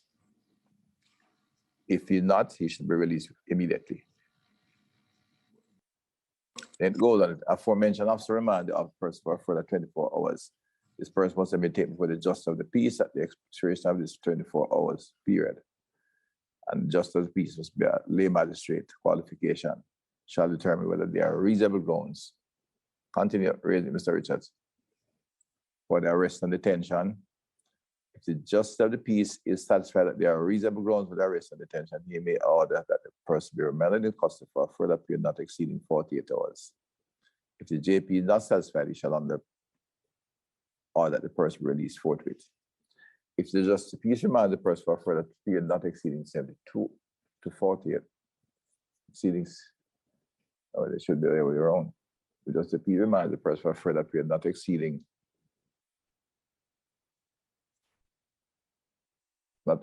72 to 48-hour periods, person shall be taken for the judge of the parish court and the expiration of the said period. If the 48 hours period granted by the lay magistrate expires on a weekend or public holiday where the parish court will be closed, the person shall be taken before the judge of the parish court at the next court sitting. This was an attempt to replace the word forthwith with some fixed timelines. Remember that, so you want to look at them again? Essentially, it gives the commanding officer, not the arresting officer, the superintendent or the colonel in charge, the right to detain for 24 hours. But after that, they must go to the JP for review, who functions as a lay magistrate in the situation. JP is allowed to go to another 48 hours, but not exceeding 72 hours. But I'm fine, Chairman. All right. What we are discussing. I'm good. Okay. Thank you. I'm fine. Okay. It was a good debate. We got somewhere, I think, and I think the addition by the SG of this with restoring forthwith with reasonable time makes the limits. It looks correct. Your committee also accepts the recommendation for section 16 to be amended to give the member, yeah. Simon. Oh, Miss Simon from LRD. Yes, Chair, I just wanted to note, I think in that last recommendation, I think the 72 is a mistake. I think it's just supposed to be 48, not exceeding 48 hours. Yeah, and then it continues. It was really a little bit odd. Yeah, the 72 before that first 48, I think is a is a typo. So. Unless, when I paused, when I got there, I think it was suggested since the JP would have detained them, since they,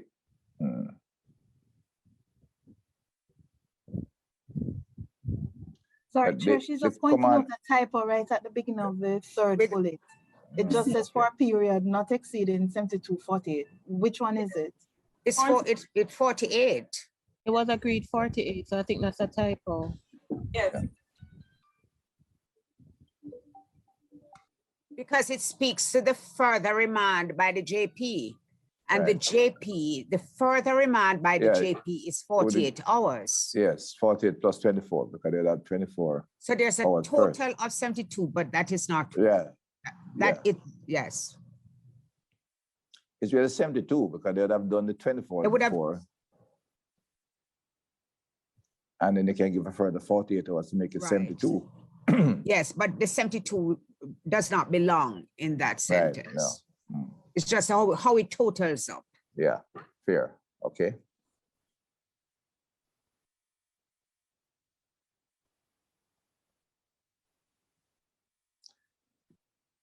All right, your committee notes the recommendation section 16.4 to be amended to include correctional center in the list of places where a person may be arrested or detained, but on being advised that the term correctional center is not the appropriate term. Agreed instead to include a list of places where a person may be arrested or detained in terms of correction institution as defined by the Corrections Act. Okay. Minister, I'm thinking that based on the correction of the 72 hours, you missed that recommendation before the one you just read. That speaks to express power to arrest and detain a person in a zone.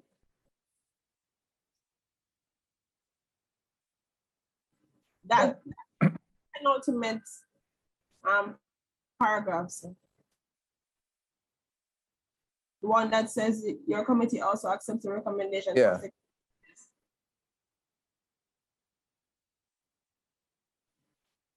Yeah, but that's under the JSC Act. That's standard under the JSC Act. And that my reading of that is it's in the zones already remain as it is. Okay. So it's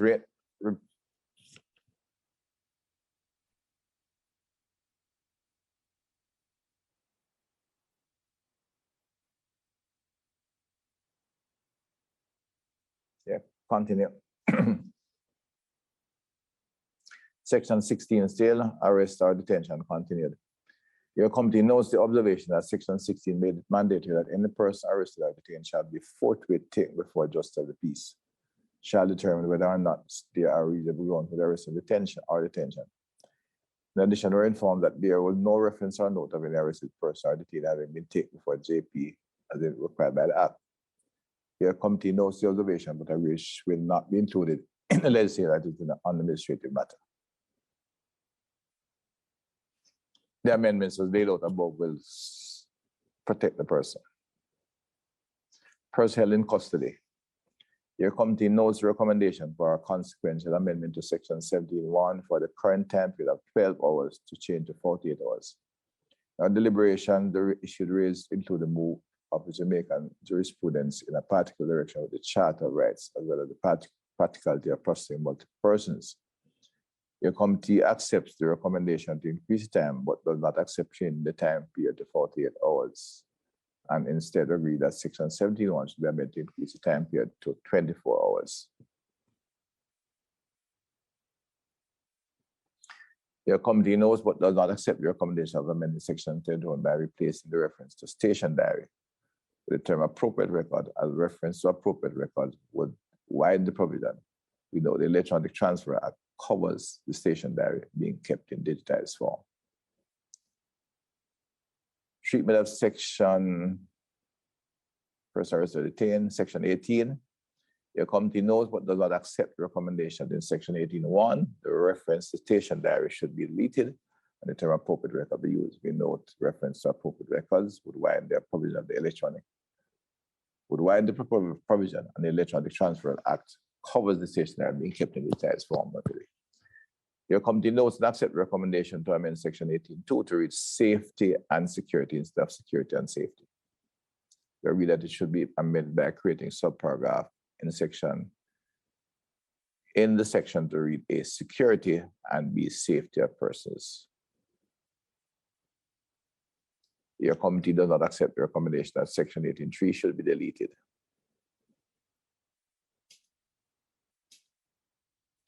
Okay, right.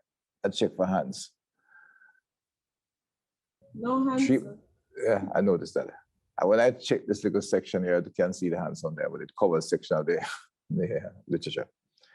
Treatment of persons arrested or detained. Your committee also notes the recommendation that Section 18(3) should be removed as the term at any time impose an obligation on the police. But we just said we are changing that. We're not accepting that. Minister, impose. Sorry,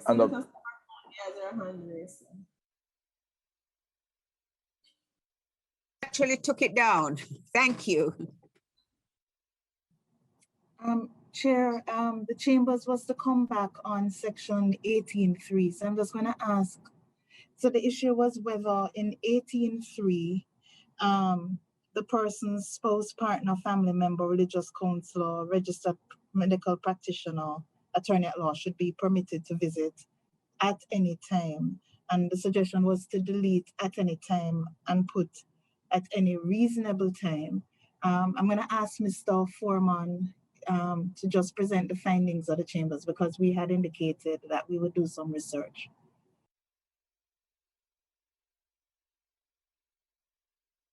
Mr. Foreman.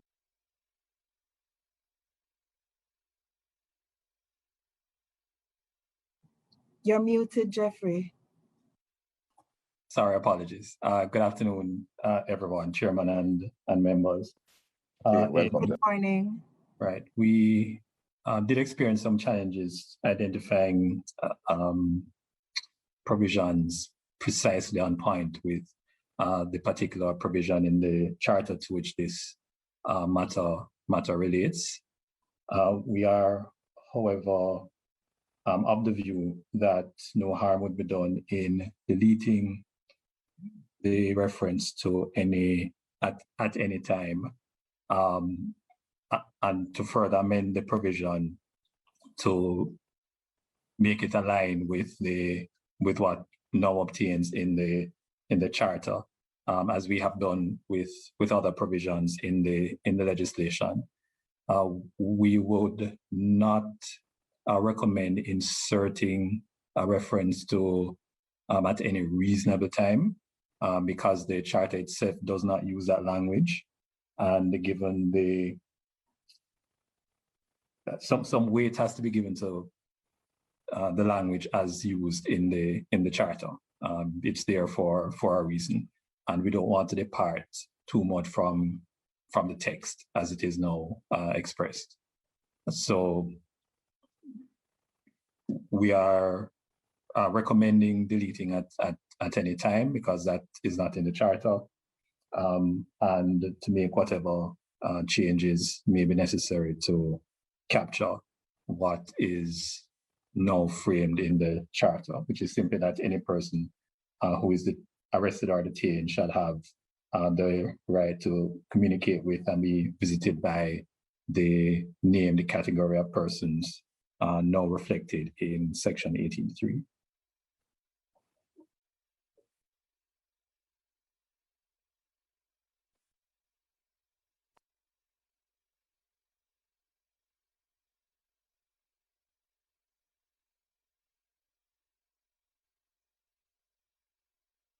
Oh, no, I'm muted. Is I'm saying, so the individual detained or arrested would have the right to be visited by the person named without any qualification. There would be, in practice, there would inevitably be some limitation on it. What we are saying is that nothing is in the language. Right, the constitute, right? It's a matter of aligning the statutory language with the language that's in the charter.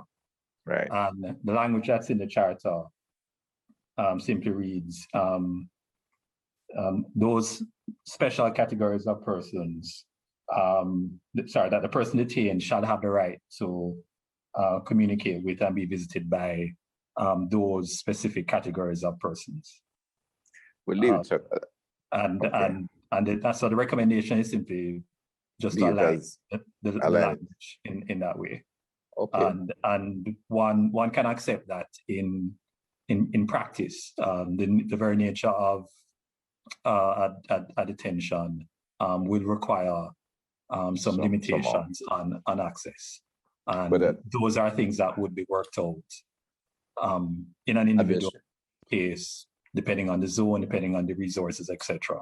But we think it's better to be consistent with what's in the text of the Constitution. We may have difficulties of interpretation, and deciphering the intention of Parliament may arise if we depart from what is there now, and the concerns regarding safety and health and so on can adequately be addressed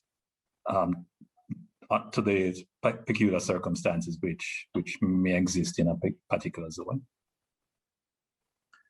All right, technically, it really gives the ultimate decision. If there's inference of abuse and misuse of that latitude given, then the courts will decide, I'd expect. And that, I guess that's what's the right, or they leave it to discretion.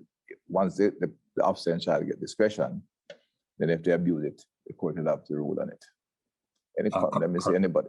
Correct, Mr. Foreman. Yeah. Yes, I would agree with that. So the provision itself should withstand constitutional scrutiny if it replicates what the Constitution provides. So that any breach or allegation of breach will be something that is a case-by-case issue. Right. Okay. All right, we take the legal guidance in the comments. I don't see any hands though. All right. Thank you, Mr. Foreman. I think Ms. McCarthy will make out of that, and the report should reflect that.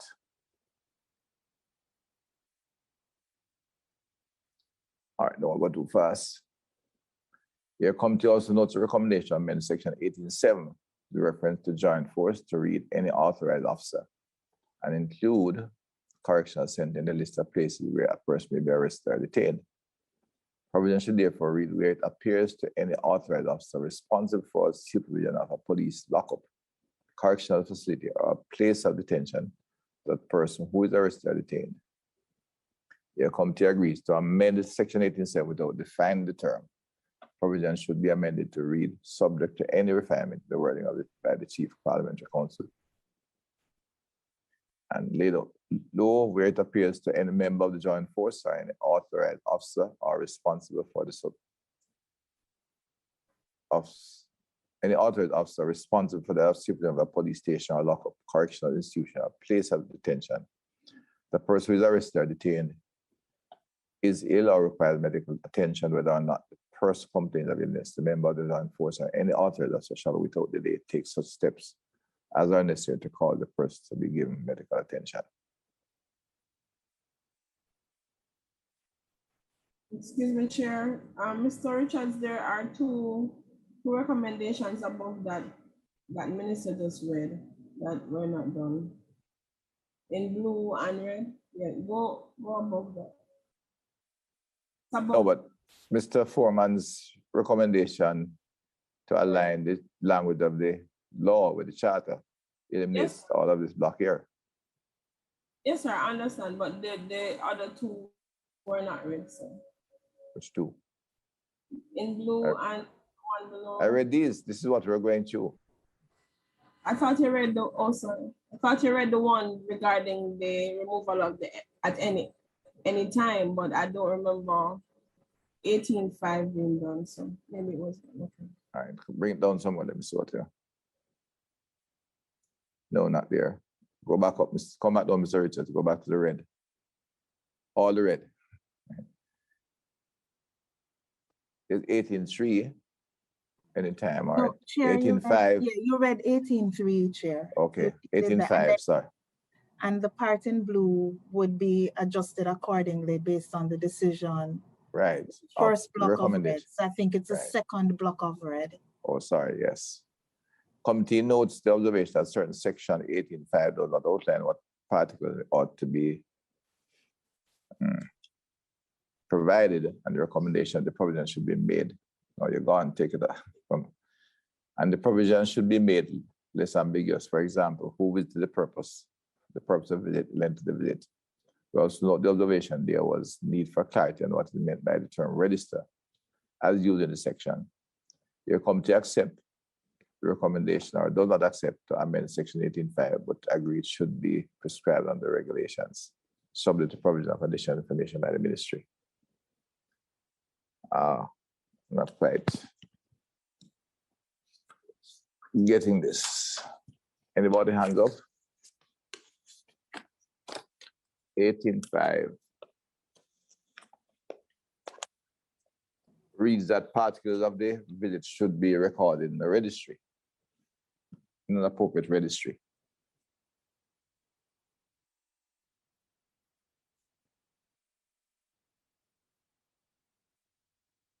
We ask for further definition.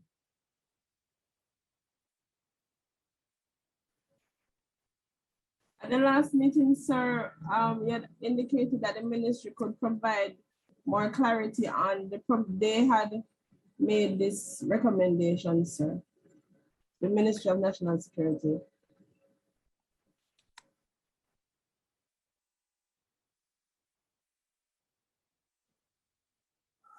Sorry to that. I take a register, but section 5 in 18.5 is suggesting that a part of each visit shall be recorded in an appropriate. What would that be, the diary? Station diary? That's what records everything, which we defined earlier. Sir, my recollection though was that this was not accepted by the committee. But there has to be a register of the people coming to visit the person. There has to be some record of Right. Our proposal was for the for more particulars to be included, but I think the committee had agreed or had decided not to accept that recommendation. So what you just have the name. So your committee does not accept the recommendation to amend 18.5, I think is what could be in the report. Okay. So section 18.5 remains as is, Ms. McCarthy. Okay, Minister. Next section, Mr. Richards.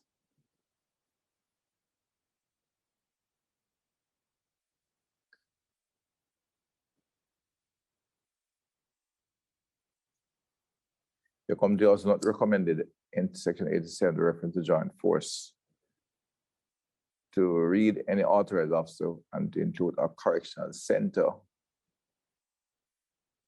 in a list of places where a person may be arrested or detained. The provision should therefore read where it appears to any officer authorized or responsible for the supervision of police lockup, correctional facility, or place of detention that that person is arrested or detained. Your committee agrees to amend section 87 without defining the term. The provision should be amended to read subject to any refinement in the work of the C Parliamentary Council.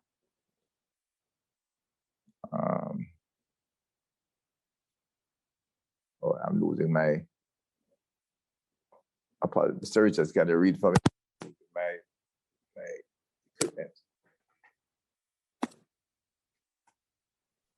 Sorry, just continue reading from where you left off. So your committee agrees to amend 18.7 without defining the term. The provision should be amended to read, subject to any refinements in the wording by the CPC, where it appears to any member of the joint force or any authorized officer responsible for the supervision of a police station or lockup, correctional institution or place of detention, that a person who is arrested or detained is ill or requires medical attention, whether or not that person complains of illness.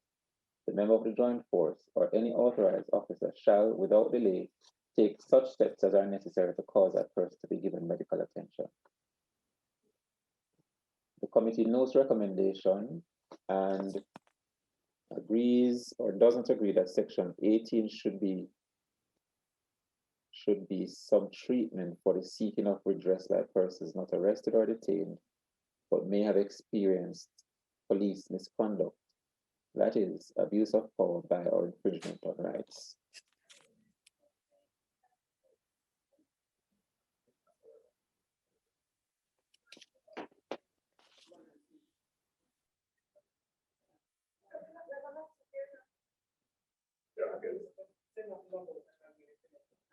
I'm on for a little bit. No, I'm just I'm at 10%. Don't mention this. Absolutely. You know that this now. It's not working. So Ms. McCarthy, my note is saying that the committee had accepted to break out this provision at 18.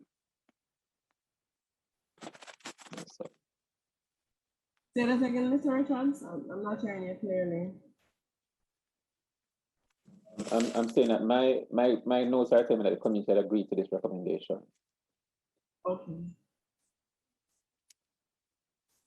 I'm not sure if it's the sorry, same Chair. for, I'm not sure what is this recommendation, because it's different from the one above. Right. Because the one above deals with just a correctional institution, but this seems to be saying something else, and I don't understand it. Right. I don't have what's in blue in my notes, but neither do I. In bold above, which it's really two recommendations, one referring to the addition of reference to correctional institution, and the other one to refer to put the responsibility not only on the member of the joint force, but on a person who has charge of the supervision of the person at the correctional institution or police station or lockup. Right, correct. So I have what you have said, CPC, agreed with that part. Don't know what the part this part, it just doesn't seem to fit in at all. Yeah, go ahead. Yeah, I didn't get to Senator SG. No, I was saying that this part that we are looking at does not seem to fit in with the sections the clauses that we have been looking at, because this seems to be where the person has some recourse. And everybody has recourse, meaning there's a constitutional motion that can be made. You have recourse to the courts for this. This would be an alleged breach of constitutional rights. You already have recourse under the Constitution. Exactly. Not sure. An alleged breach of constitutional rights. You already have recourse under the Constitution. No, man, I could just get that. If I have too much trial, just get the charge. Don't take time to get.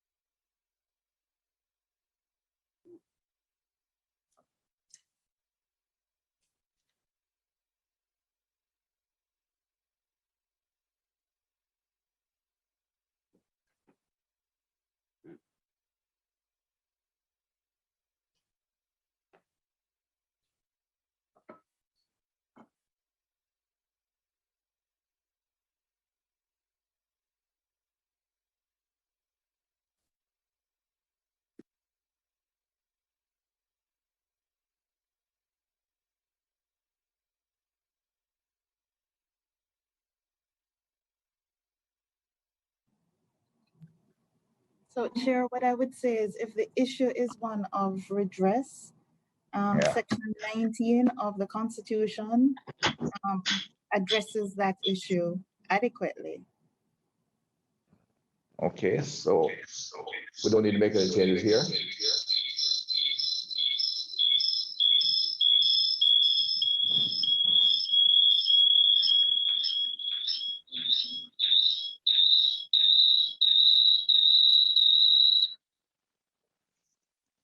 All right, let's go.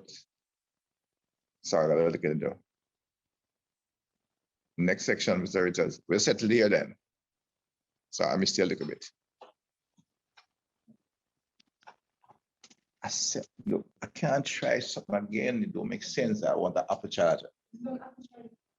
Which one? Sorry, Minister, what are we settled on? I'm not sure. I think I've lost track a little bit. So we're going to delete this section. So in blue is supposed to be deleted.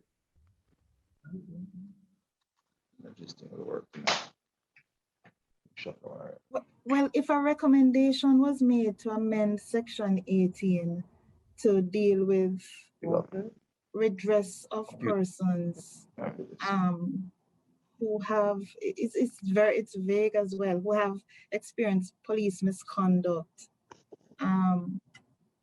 the response would be that the committee would have noted the proposal, but further notes that there are provisions already either under the Constitution or even in common law for persons to seek redress because they have the right to go to court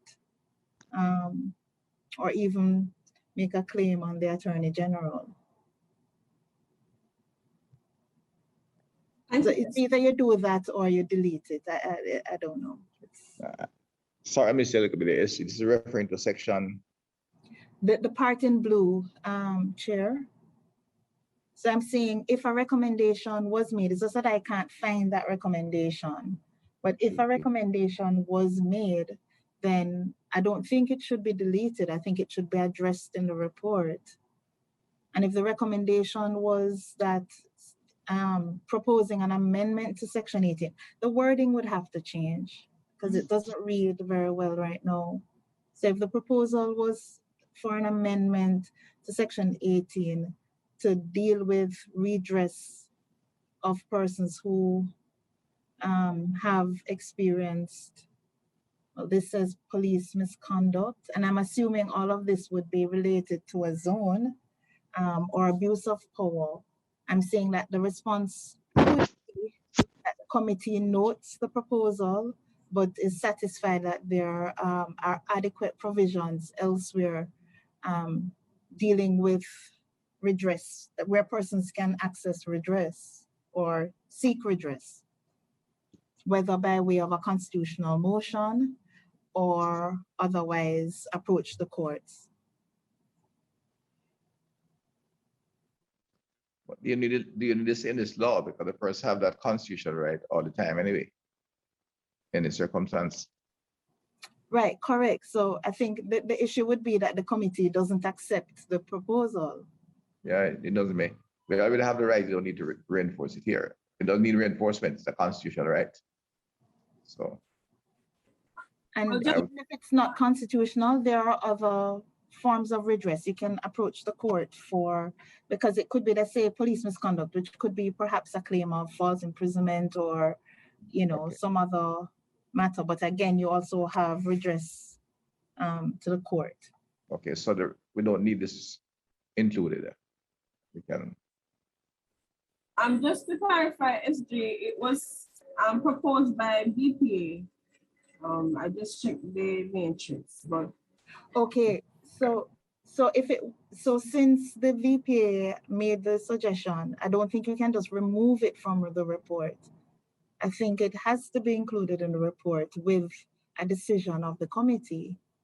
Yeah, the decision is not to accept it, but would indicate the report was recommended, and not we did not accept on the basis that there are other. It's not necessary to be well, give me the wording, SC.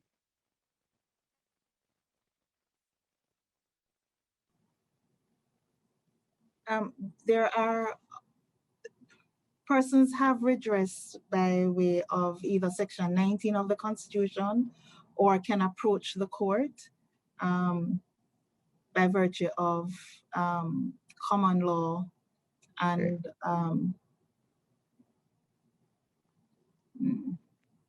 something. All right, I can accept that. Next assertion. Section 19. We're going too far. Your committee notes that committee does not accept the recommendation to amend section 19.1 to reflect all police officers assigned to the zone of special operation shall be equipped with body-worn cameras or stipulated specification for working in the zone, as it is an administrative matter.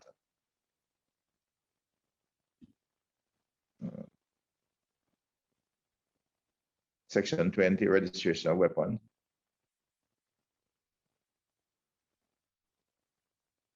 Bring up that red, Mr. Richards. Your committee, okay, notes the recommendation for section 20 to be amended to include the requirement for capture of ballistic signature. Introduce a requirement that the firearms assigned to members of the joint force in accordance with government of Jamaica marking standards, that is in accordance with the proposed amendments to the Firearms Act. Your committee accepts or does not accept the recommendation as that is an administrative matter and all government firearms had ballistic signature.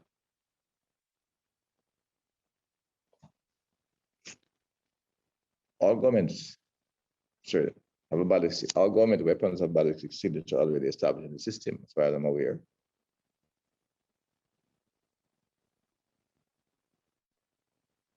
Your committee also considered your observation that as required by Section 20 of the ZOSO Act, there was no indication or suggestion that the weapons or ammunition assigned mention of the joint force in the zone. Oh, it's gone. Are registered with the Institute of Forensic Science and Legal Medicine. Your committee accepts, does not accept. I'm not quite understanding this. It's an administrative matter as well. Yes, sir. That was a proposal by the public defender.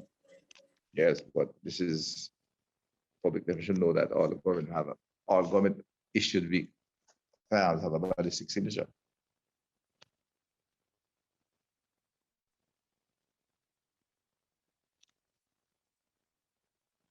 Already established. So we don't, accept recommendation of administrative matter, which is already established in administration.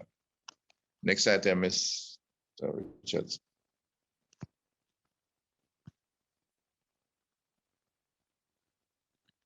Duty to disclose identity at the request. Section 21, your committee notes but does not accept the recommendation to amend Section 21 to empower members of the joint force to require persons encountered within the zone to provide their names and addresses where that person is not suspected of being involved in any crime. Establish the Social Intervention Committee first schedule.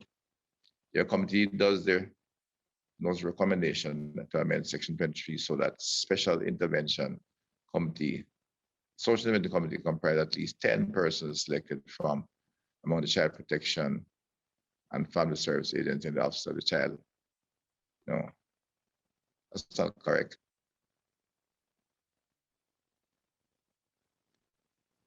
Committee agrees that membership of the Social Intervention Committee should include a representative of the child protection and family service agency only as the Office of Child Advocate and oversight body that monitors activities. Your committee notes recommendation to amend Section 23 as follows. The joint force to include a focal point on gender-based violence, violence against women and girls as under this existing law. One member was designated and attendance officer and a prescribed person for purpose of child protection, and a similar designation would be made for family violence.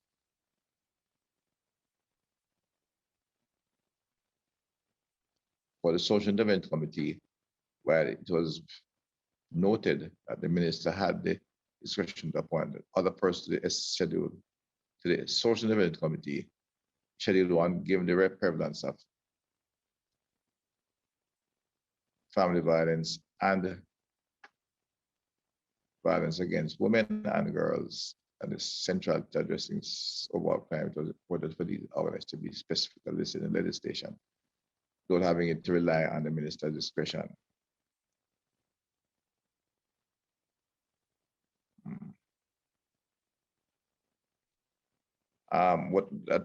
That was a recommendation. What was the decision? Oh, below. All right. The duties of the SIC should be specifically include the assessment of the level of vulnerability to family violence zone. The assessment should examine the extent to which women and children are exposed to family violence services which were available to support services. They should be specifically mandated to commission the implementation of a gender-based violence prevention program in each zone. Sustainable development plan for each zone should include provision in increase of gender-based for that service to resident zone. And the sustainable development plan for each zone should be expressly include intervention program focused on producing nonviolent masculinities. All allowed available, but let me see what this is because again, we have reduced male violence to a single item, 6 things, and that's the problem we have. Your committee notes the need for focus on the issues outlined above and for reports and parliament into these issues. The committee agrees to the recommendation 1 above only and agrees that the joint force shall include a focal point on gender-based violence against women and girls as prescribed for purposes of child protection, a similar designation for family violence, gender-based violence against women and girls. That's the only decision we took, right?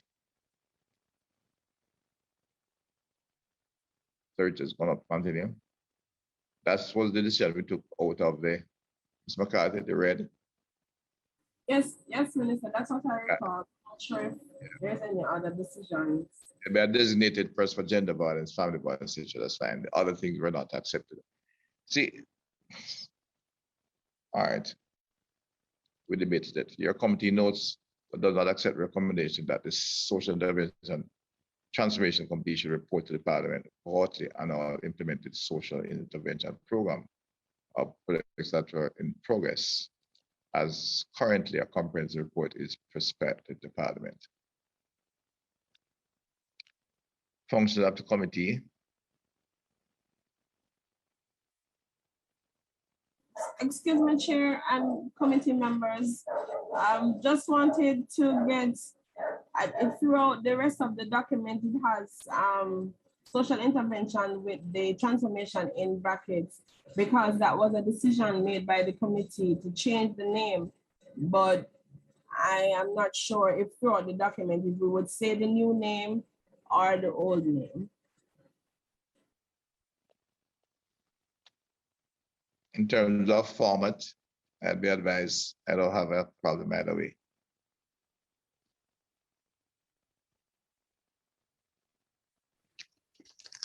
The new name can be adopted. A function of the committee knows the recommendation of section 24(1)(a) to 1(e) be amended to include timelines for deliverables of social intervention committees. The provision would therefore read. Oh, this one's a little bit tricky now. Section.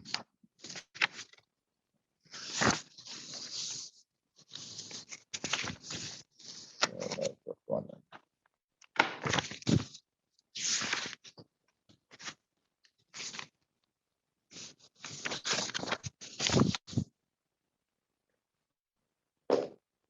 24(1)(a), section 21 days, assess conditions within the zone, including the state of physical infrastructure. 21 days.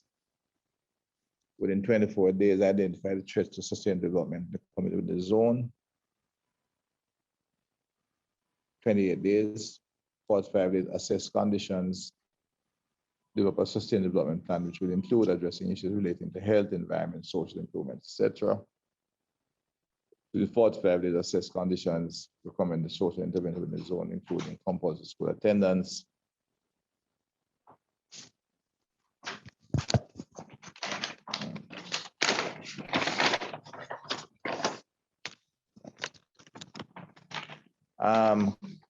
Within 48 days, of course, yeah. And within 14 days, beginning to coordinate the implementation.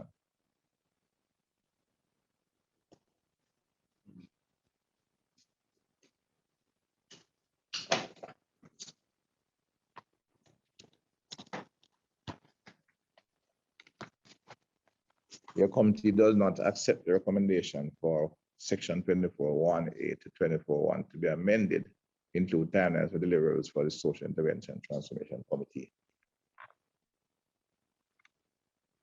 Your committee notes the recommendation that section 24(1)(a) 1(e) shall be amended to include in explicit requirements for baseline targets and performance indicators in the sustainable development plan required in section 24(c).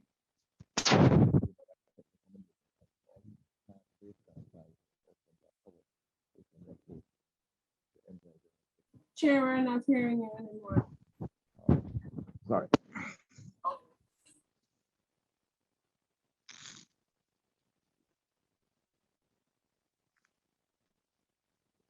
I'm coming back into my equipment now, Ms. McCarthy. Just link me in. You'll hear it better.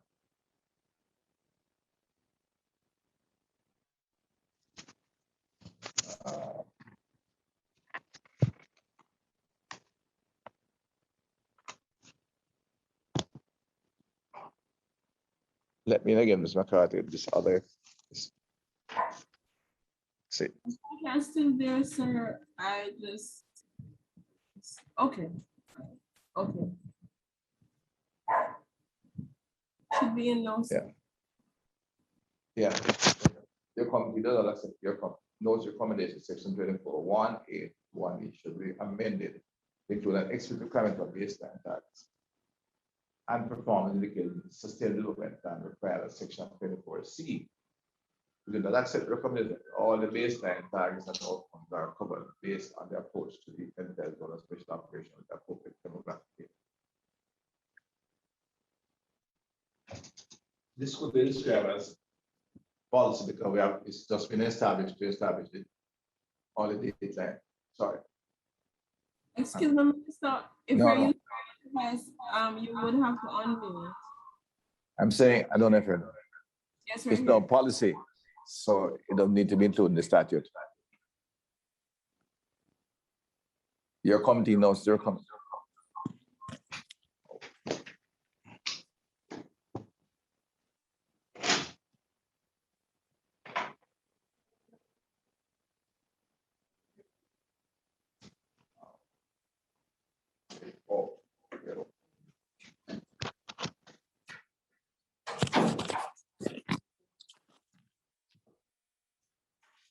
Getting, unmute. We do not accept recommendations. All the baseline tags and outcomes are covered based on the approach to the entire zone. And if that's the right language, what is really that the policy is to establish baseline data, tags, and outcomes, which are coordinated by the Business Council and monitored by the CSS.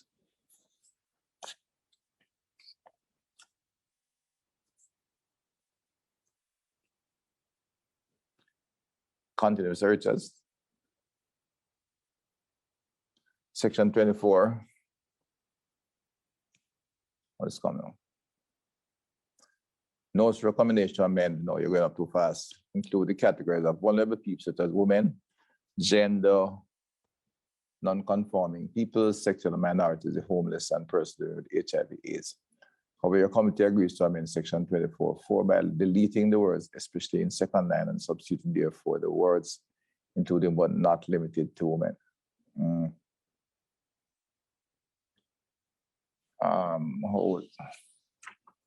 Not quite understanding this.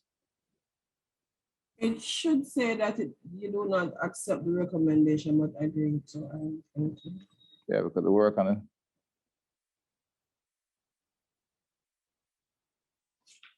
Yeah, section 24 speak to vulnerable person. You didn't need to name all of them, I think. Your committee recommends the section be amended to include time for deliverables, which might be across committees to be included in the terms of reference transmitted to the minister for approval.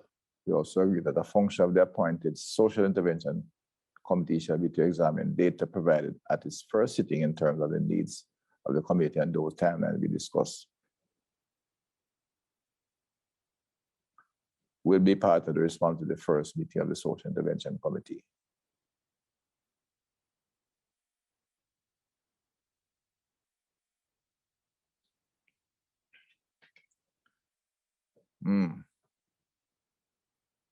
Your committee also notes that the recommendation to amend section 24 to introduce a reporting requirement to function of the social transformation committee and for the social intervention transformation committee to be mandated to submit a quarterly report to CSS. The report would comprise information and expenditure and progress of activities described in the respective work plans. Your committee does not accept the recommendation of the existing requirement for reports of social intervention transformation committee to be submitted to stakeholders including the CSS and therefore would not need to be included in the legislation. Okay. Your committee recommends that section 24 to be amended as follows to include timelines for deliverables which might vary across committees to the terms of reference transmitted to the minister. To include function of the appointed social transformation committee to examine data provided first sitting. Well, the data would be at the first sitting, you'd have to wait the second in terms of needs of the community, and those timelines discussed are part of the responsibility of the first meeting of the social intervention committee.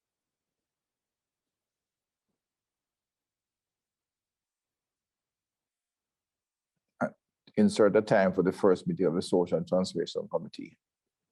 Yeah, so those are 30 days.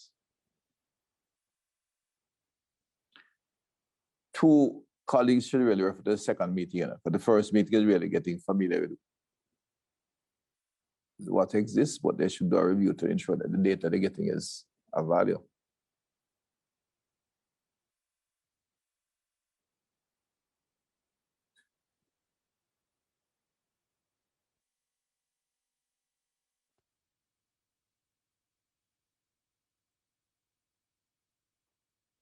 $25.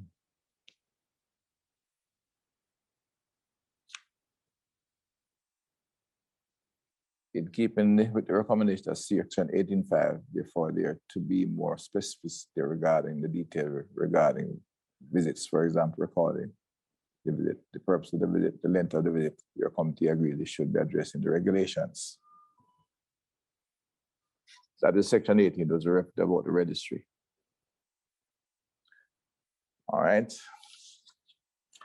Tell me, do you think we're going to finish this today? Don't think we can. Sorry, sir, before you move on, I think there was an agreement above in relation to 18.5 that recommendation was not accepted. So I'm not sure that this would be relevant here.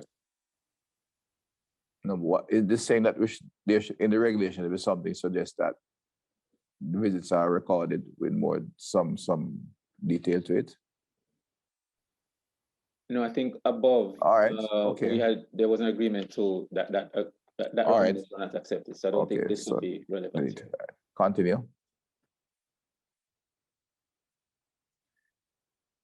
First schedule, section 5, your committee notes recommendation, the amendment of the first schedule, section 5.3 for the social intervention committee members forming a quorum to be at least 10 persons. Your committee does not accept the recommendation as the current quorum of 5 members suffice. Committee recommends that where a member of the social transformation committee is absent for 3 consecutive meetings that requested to be made to the minister by the chairman of the committee, for that member to be replaced by another from another organization. By another from an organization, institution, or the community. Your committee notes that there are no recommendation for the section below and agree they should remain as is. Identify section 1. Continue. Mr. Short title, revocation of the order, duration of court and curfew, duty under law for the protection of children, review of the act by parliamentary committee and amendment of enactments and construction. Excuse me, Chair. Based on the amendment we made just now regarding the regulations above, it would now include section 25 in that, which you just read, regarding yes. All right. General recommendations. The committee accepts that they recommend that the name of the committee be changed from Social Intervention Committee to Social Transformation Committee, as this name closely reflects the nature and ultimate objective of the efforts of the committee. Your committee notes and accepts the recommendation to include a section that allows the powers granted to members of the Joint Force and Joint Command within a zone to be extended beyond the geographical boundary of the zone where there is a hot pursuit in progress. We also agree to the term hot pursuit should be defined. Your committee notes and accepts the recommendation to include a section that creates offenses for threatening or assaulting, obstructing, or hindering a member of the Joint Force. We recommend that the offense and penalty for breaches are to be created in the act as follows. A person committing an offense of that person, if that person threatens or assaults a member of the Joint Command or Joint Force or any other person performing a function under the act. B, without lawful justification or excuse, obstruct or hinder a member of the Joint Command or Joint Force or any other person performing a function on the act. Didn't we say this was already on the JSC Act? If not, this is original. Come at now, Mr. Richards. We are accepting this recommendation now? No, no go.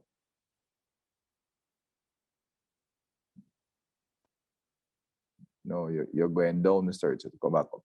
This in red. We're accepting these recommendations. Threatens or assault a member of the Joint Command or Joint Force or any other person. SG, did we say further up that these are already available under the, or this should become part of the statute in this case?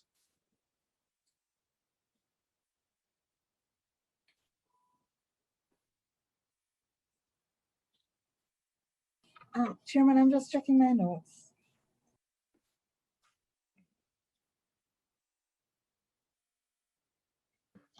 It would relate to the meeting of the 20th of May, I think, 20th of May. I know there's a discussion somewhere else that the obstruction of the security force is already dealt with. I don't recall if we had agreed to this because of the JDF being designated, given some powers of police in the zone. I have to be reminded. Chair, just to say that we do include this type of provision in many laws. So okay. Even if it's a provision threatening, assault, and obstructing, it's a provision that you will see in a lot of laws. So yeah, because while we go easy, I know breaches for vending, etc. So it's small, that we keep this in there because it's a challenge sometimes the way. And because it's specifically linked to performing functions under the Act, and as you rightly pointed out, that you also have members of the JDF, the chambers would support this provision being included. I'm not sure about CPC because you said you could identify which meeting was being discussed. Was there a decision or any objection? I have it that it was agreed to provide. Okay. All right. Continue, Mr. Richards. Go up. No. Further general recommendation. Your committee agrees that the penalties to be incurred will be a summary conviction before a judge of the parish put to a fine not exceeding 1 million or imprisonment of a term not exceeding 1 year. Okay. Your committee accepts the following recommendation, but does not agree they should be included in legislation. We agree these recommendations be incorporated into policy. Strengthening accountability mechanism to guarantee participation of ministry, departments, agencies, and social intervention committee. The business council now makes this almost mandatory, which is, I think the business council came right after, during the middle of our discussion on the review. Development of an assessment instrument to assess the risk level of community and its members to erupt in conflict and as such violence. This is being discussed both within the forces as well as the VPA. There is an inclusion of a budget to support monitoring and evaluation. This will support our robust evaluation results. Monitoring and evaluation MEL is reserved for the CSS, which is established, of all government intervention social investment program. The issue of violence within the family, and in particular violence against women and girls, as a key battle, which needs to be specified issues to be addressed in the Sustainable Development Plan, which urgent intervention should be implemented. Again, the point raised by Senator Brown, this is a very critical issue, and we are doing a number of bits and pieces, but in this particular legislation, we have to have something dealing with men because we're in there to get the boys out of the gangs. The national policy must have this. We have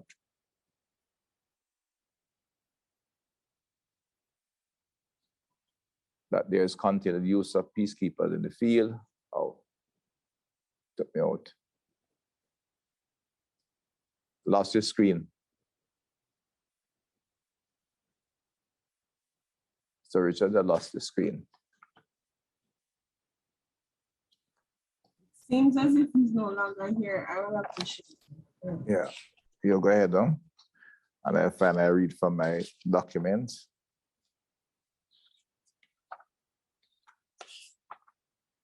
I'm sorry. I just got bumped off. So let me read. Yeah, I realize that.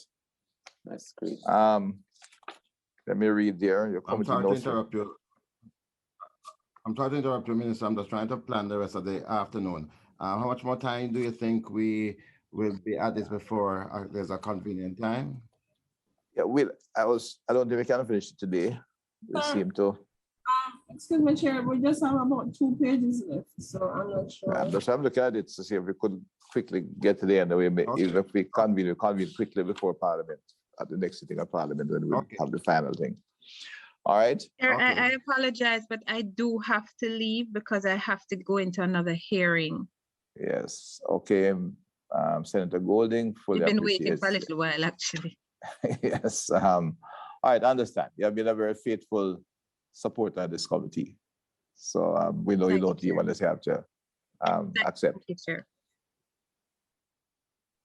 And since I'm a faithful member as well, I'll wait until the other 2 pages are complete. Yes, you are one of the few MPs with the level. We'll name you for that. Member Miller, you've been the most faithful attendant and participant. Exactly. I have about 30 people at my conference waiting for me, but I will wait until that. Let's see if we can do this 2 pages now. Short. I'm trying to get all these are the general recommendations being incorporated in the policy. Some of them are already decided by policy. The peacekeepers in the field has been discussed and is how we introduce them. That is, to have individuals who will be trained in, they now do counseling through Dispute Resolution Foundation, that kind of person. Now we look at JPs or genuine community personnel who can be trained and be involved in, dispute resolution. Restorative justice will have to help us here. And it's part of the policy now.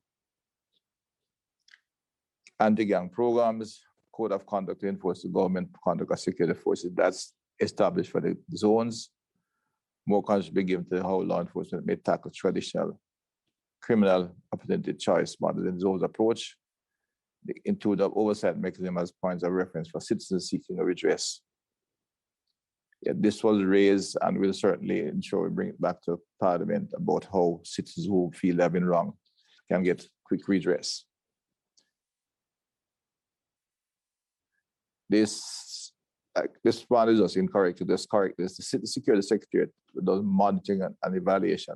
This is a specific program. Coordination is done by the Citizens Business Council, which was newly established, but is the council of all the permanent secretaries to ensure that coordination will in fact take place, because the ministry don't respond to lateral direction. It's the chairman is the prime minister who delegated that chairmanship to myself, but he remains the legitimate chairman of the body. And it is all the permanent secretaries plus the heads of the critical agencies. We meet every quarter to review and ensure that policy programs are in line with the policy as required. The programs are keeping in touch with the policy, which is for the whole of government involvement in social investment. So that should really be the Citizens Business Council. Citizens Business Council, sir? Yes, yes. Let me give you the exact terminology.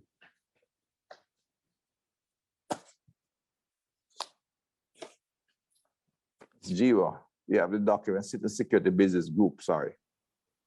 Yes, sir. Citizen Security Business Group, which is the subcommittee of the security, which is the group that is responsible for the security plan, and it coordinates all of the government social investment programs. It's Citizen Business Group, but it is all public servants. The permanent secretary is head of JSC of Heart, and primarily head of JSC, which is a critical executing agency, the Heart NTA.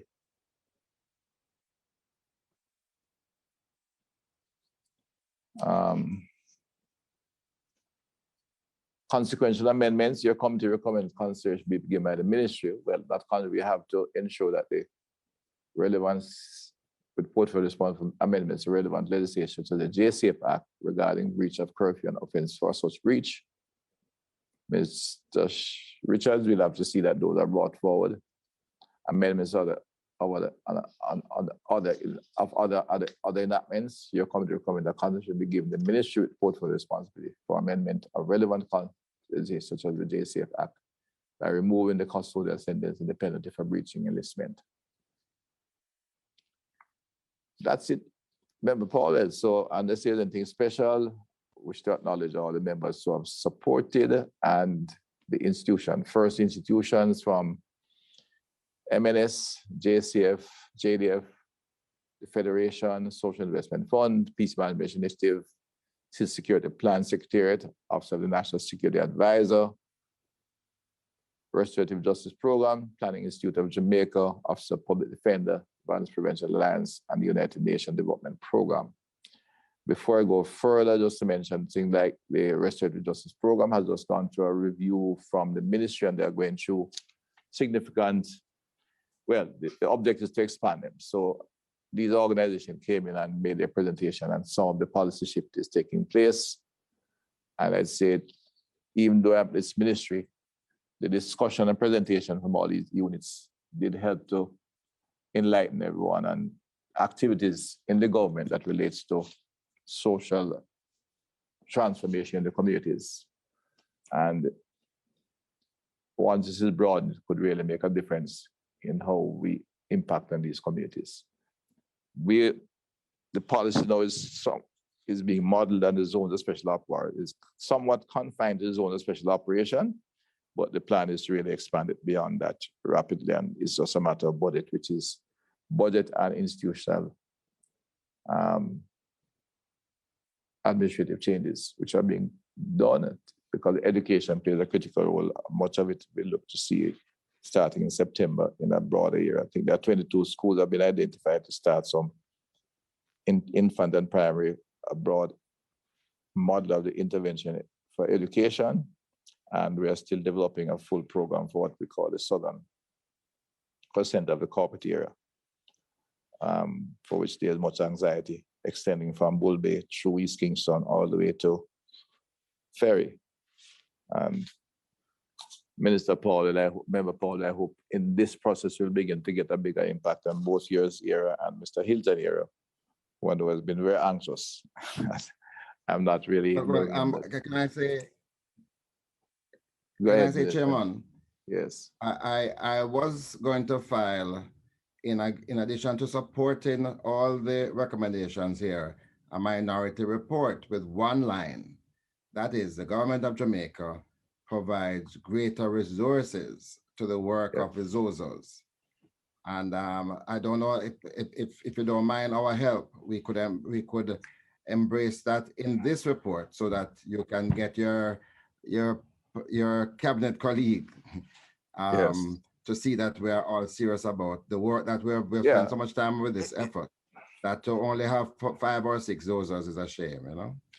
Yeah, and I said it is not one of the things I look at, Member Paul, is that there are some of the areas that the ZOSOs should have been confined to the critically difficult areas, but there are some areas we have to begin the programs in a way, you know, even if we don't have the kind of heavy security presence, because some of them don't need heavy security presence, but we need to get in there while they are in a state of a reasonable acceptance. And that applies to the downtown district. So that's why I said the southern percent, the crime prevention unit is working out some program which will bring for hopefully as we go into this September, October period, we can broaden, and the southern percent which includes heavy education and training and public health for nutrition and basic services. Housing is a critical issue down there as well, and we're looking at how that can be brought in. In fairness, I said the Prime Minister wants to make a national effort, which will have different kind of, which require different levels of security, but significant social investment. So without diluting the term, the zone as a brand, you still have that. So there are areas where normal policing can operate. Well, not say normal police, but the divisional police can take responsibility for that area. There might be a limited number of gangs. Here, for those of us in the corporate area and MPs, and from where I sit, the definition of gang sometimes becomes a bit too broad. You may have a corner group, which is being, and especially if they're being influenced by somebody who has some resources, who gets caught up maybe in some violence, but not necessarily hardcore criminality activity, which you have to definitely escort them from. Once you intervene, you can in fact engage them and maybe pull them out of that kind of a line that's leading them on the wrong road. I've been looking at some of the details, for example, and you'll find some in here, you know the difference between a group of guys on Windward Road who may not be, well, since I know one, we're looking at somewhere down in Greenwich Town, and there's top Greenwich and bottom Greenwich, but they call a gang, the Bagger gang. That old man used to give trouble, but he's not doing anything much to him, have a few boys around him. And if there's a conflict, an argument with his neighbor, there's an argument, but he's not a man who's importing guns, selling guns overseas, and arming the youngsters around it. But if they may have a one firearm they get from somebody, or they will just, it's like a traditional corner group. We have to make a difference with these groups. But where they exist, we can intervene pretty heavily and break the back of any development of a hardcore gang. So the PIOJ is actively in this. It's a kind of new direction. And while I'd love to go faster, the budget was hurt badly this year. We know what, and at the same time, we have to use the time to really get the data and the reorientation of the agencies. So definitely introducing a minority report, I have no problem with that. We know it is by consensus, so to speak, that we all want to see. What we want to see is the level of social investment restored to the level it was, but direct in a manner that will be targeted for significant outcomes. Yeah. But Chairman. Yeah. With those thoughts you just expressed. Yeah. I don't see where Member Paul Well's recommendation would make any injury. That's what I'm saying. No, I just said that. So rather than a minority report, we could just agree on a wording to incorporate what he had enunciated. The general report that we view the zones of special operation, the mechanism or the method or the conduct of zone special as having significant impact in the communities, and we look forward to the government capacity to increase the available resources and expand sufficiently. So yeah, right. I don't think it will do any harm at all. That's really objective. Okay. In essence, what we're looking at, can we get this kind of activity in, not immediately, but in the short term? Elements of the activity that are required in the 120 communities we have identified for the last 10 years, where 90% of our criminal activity comes from. The hardcore criminal activity, felons, because the organized white collar criminals are not there. But the guys who, that's really the challenge. That came up when we had the thought of the community renewal program, and so I can refer to it in the process, Ms. McCarthy. We need to get elements of this program in all of these communities as fast as we can. Okay, Chair. All right, and let me thank the staff from technical guidance provided by the special teams here. Ms. Grant and the Chief Parliamentary Counsel and our team. You have been a tower of strength, yes, with the Attorney General's Department and Legal Reform Department. Simon, you have been a bit quieter, but the entire team of legal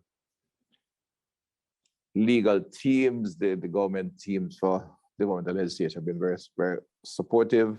We thank you all and for the effort given to it. SGN, we have given a lot of time, so CPC and Simon has been here for, well, LRD has always been there to stop us falling off the edge. I want to thank all of you. And you know my position, I would love to ensure that you all get some more capacity so we can do some more legislation. So we thank you for your support. And we have enjoyed working with you. It would be remiss of us. It would be remiss of us to close this session without also extending our appreciation to you. I notice everybody else has been commended, but the reason why we have proceeded the way that we have has been the manner in which you have conducted the hearings, allowing everybody to make an input and giving them your attention when they do. So you too deserve credit for the way in which this work has progressed. And I do so on behalf of the entire team. So thank you for that. And you can speak on behalf of the entire team. I appreciate and respect that, in the committee. That Senator Scott Martin can speak on the entire team. I think all my team, everybody here, this committee has conducted itself as a true committee, although we are representing, our organizations. But thank you. And they talk to the House of Parliament, yourself, Ms. Mac, thank you very much. And the team supporting you.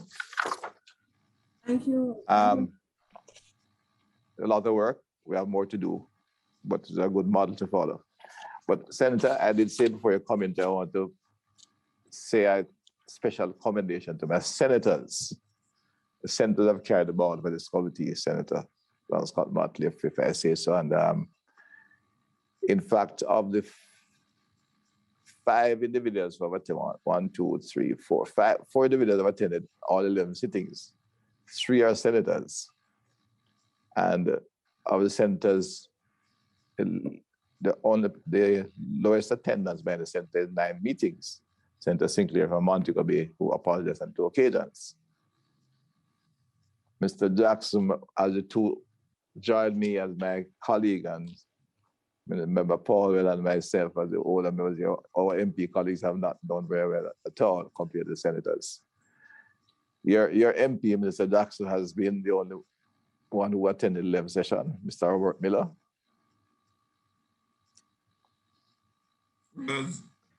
Can I say something, Sir Chair? Senator Lambert Brown said because he's a good Portmore man.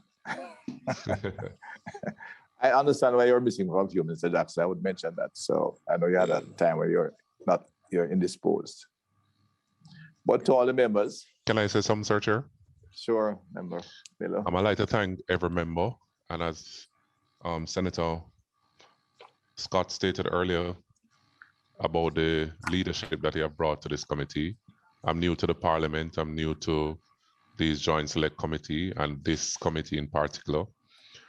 I had to do a lot of research and learn about a whole lot of stuff, ZOSO in particular. And I've learned a lot from every single member on this committee, and even the way in which you chair this meeting, Sir Chair. I must commend you as well. And I've learned a lot from you always. Thanks. Thank you, everyone. This whole committee is a good learning experience for all of us.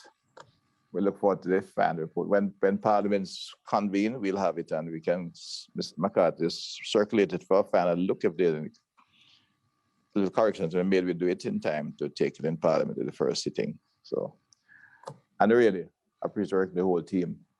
Senator Motley, thank you for your team. Mr. Jackson, yes, am I breaching my my comment lady? But I have to call you. Remember, I said I call. If I target the ladies, I'm thanking Senator Scott Motley for leadership in the. Deservedly so. Deservedly so. All right, sir. Good to have your concurrence. Thank you. Sir, just to advise that the final report would include the amendments from Ms. Grant. Yes. Yes. Thank you. Okay, but to everyone, really, it's a good committee, and given that we have other security issues coming, it may be a good example, because we'll have to look at the other delegate one, because anything that involves infringement, we have to restrict people's rights, require really good intensive interrogation, and when we can agree on them, it's really interesting. Let me thank everyone. Have a good afternoon and a good weekend. Sorry, before we end, just to finalize possible dates of meeting, because the September calendar is already populated with dates or other meetings. So in terms of finalizing, we might just need 1 meeting, I'm assuming. And we have available the 16th and the 23rd at 10. When does the Parliament open? I'm not sure, sir. Based on the ending yesterday, it wasn't specific to a time in September. It said early September, but I'm not certain. So. But given what we have done today, if Parliament reconvenes earlier, we could try and have a sitting on the same, subject to the available center. Let's look at it shouldn't be long for this next meeting. No. So we could do it online pretty quickly once Parliament convenes. But hold the 16th in terms of the calendar, yes. And we communicate with each other. I will communicate with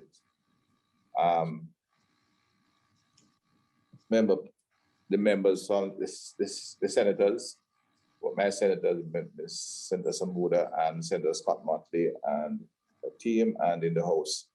I'm sure we communicate with them, all the House members, if yes. We can do for that meeting, but reserve the 16th so we can tie it up. All right. That reason, members, that seems the best we should do now, since we're not sure the open date. All right. Okay.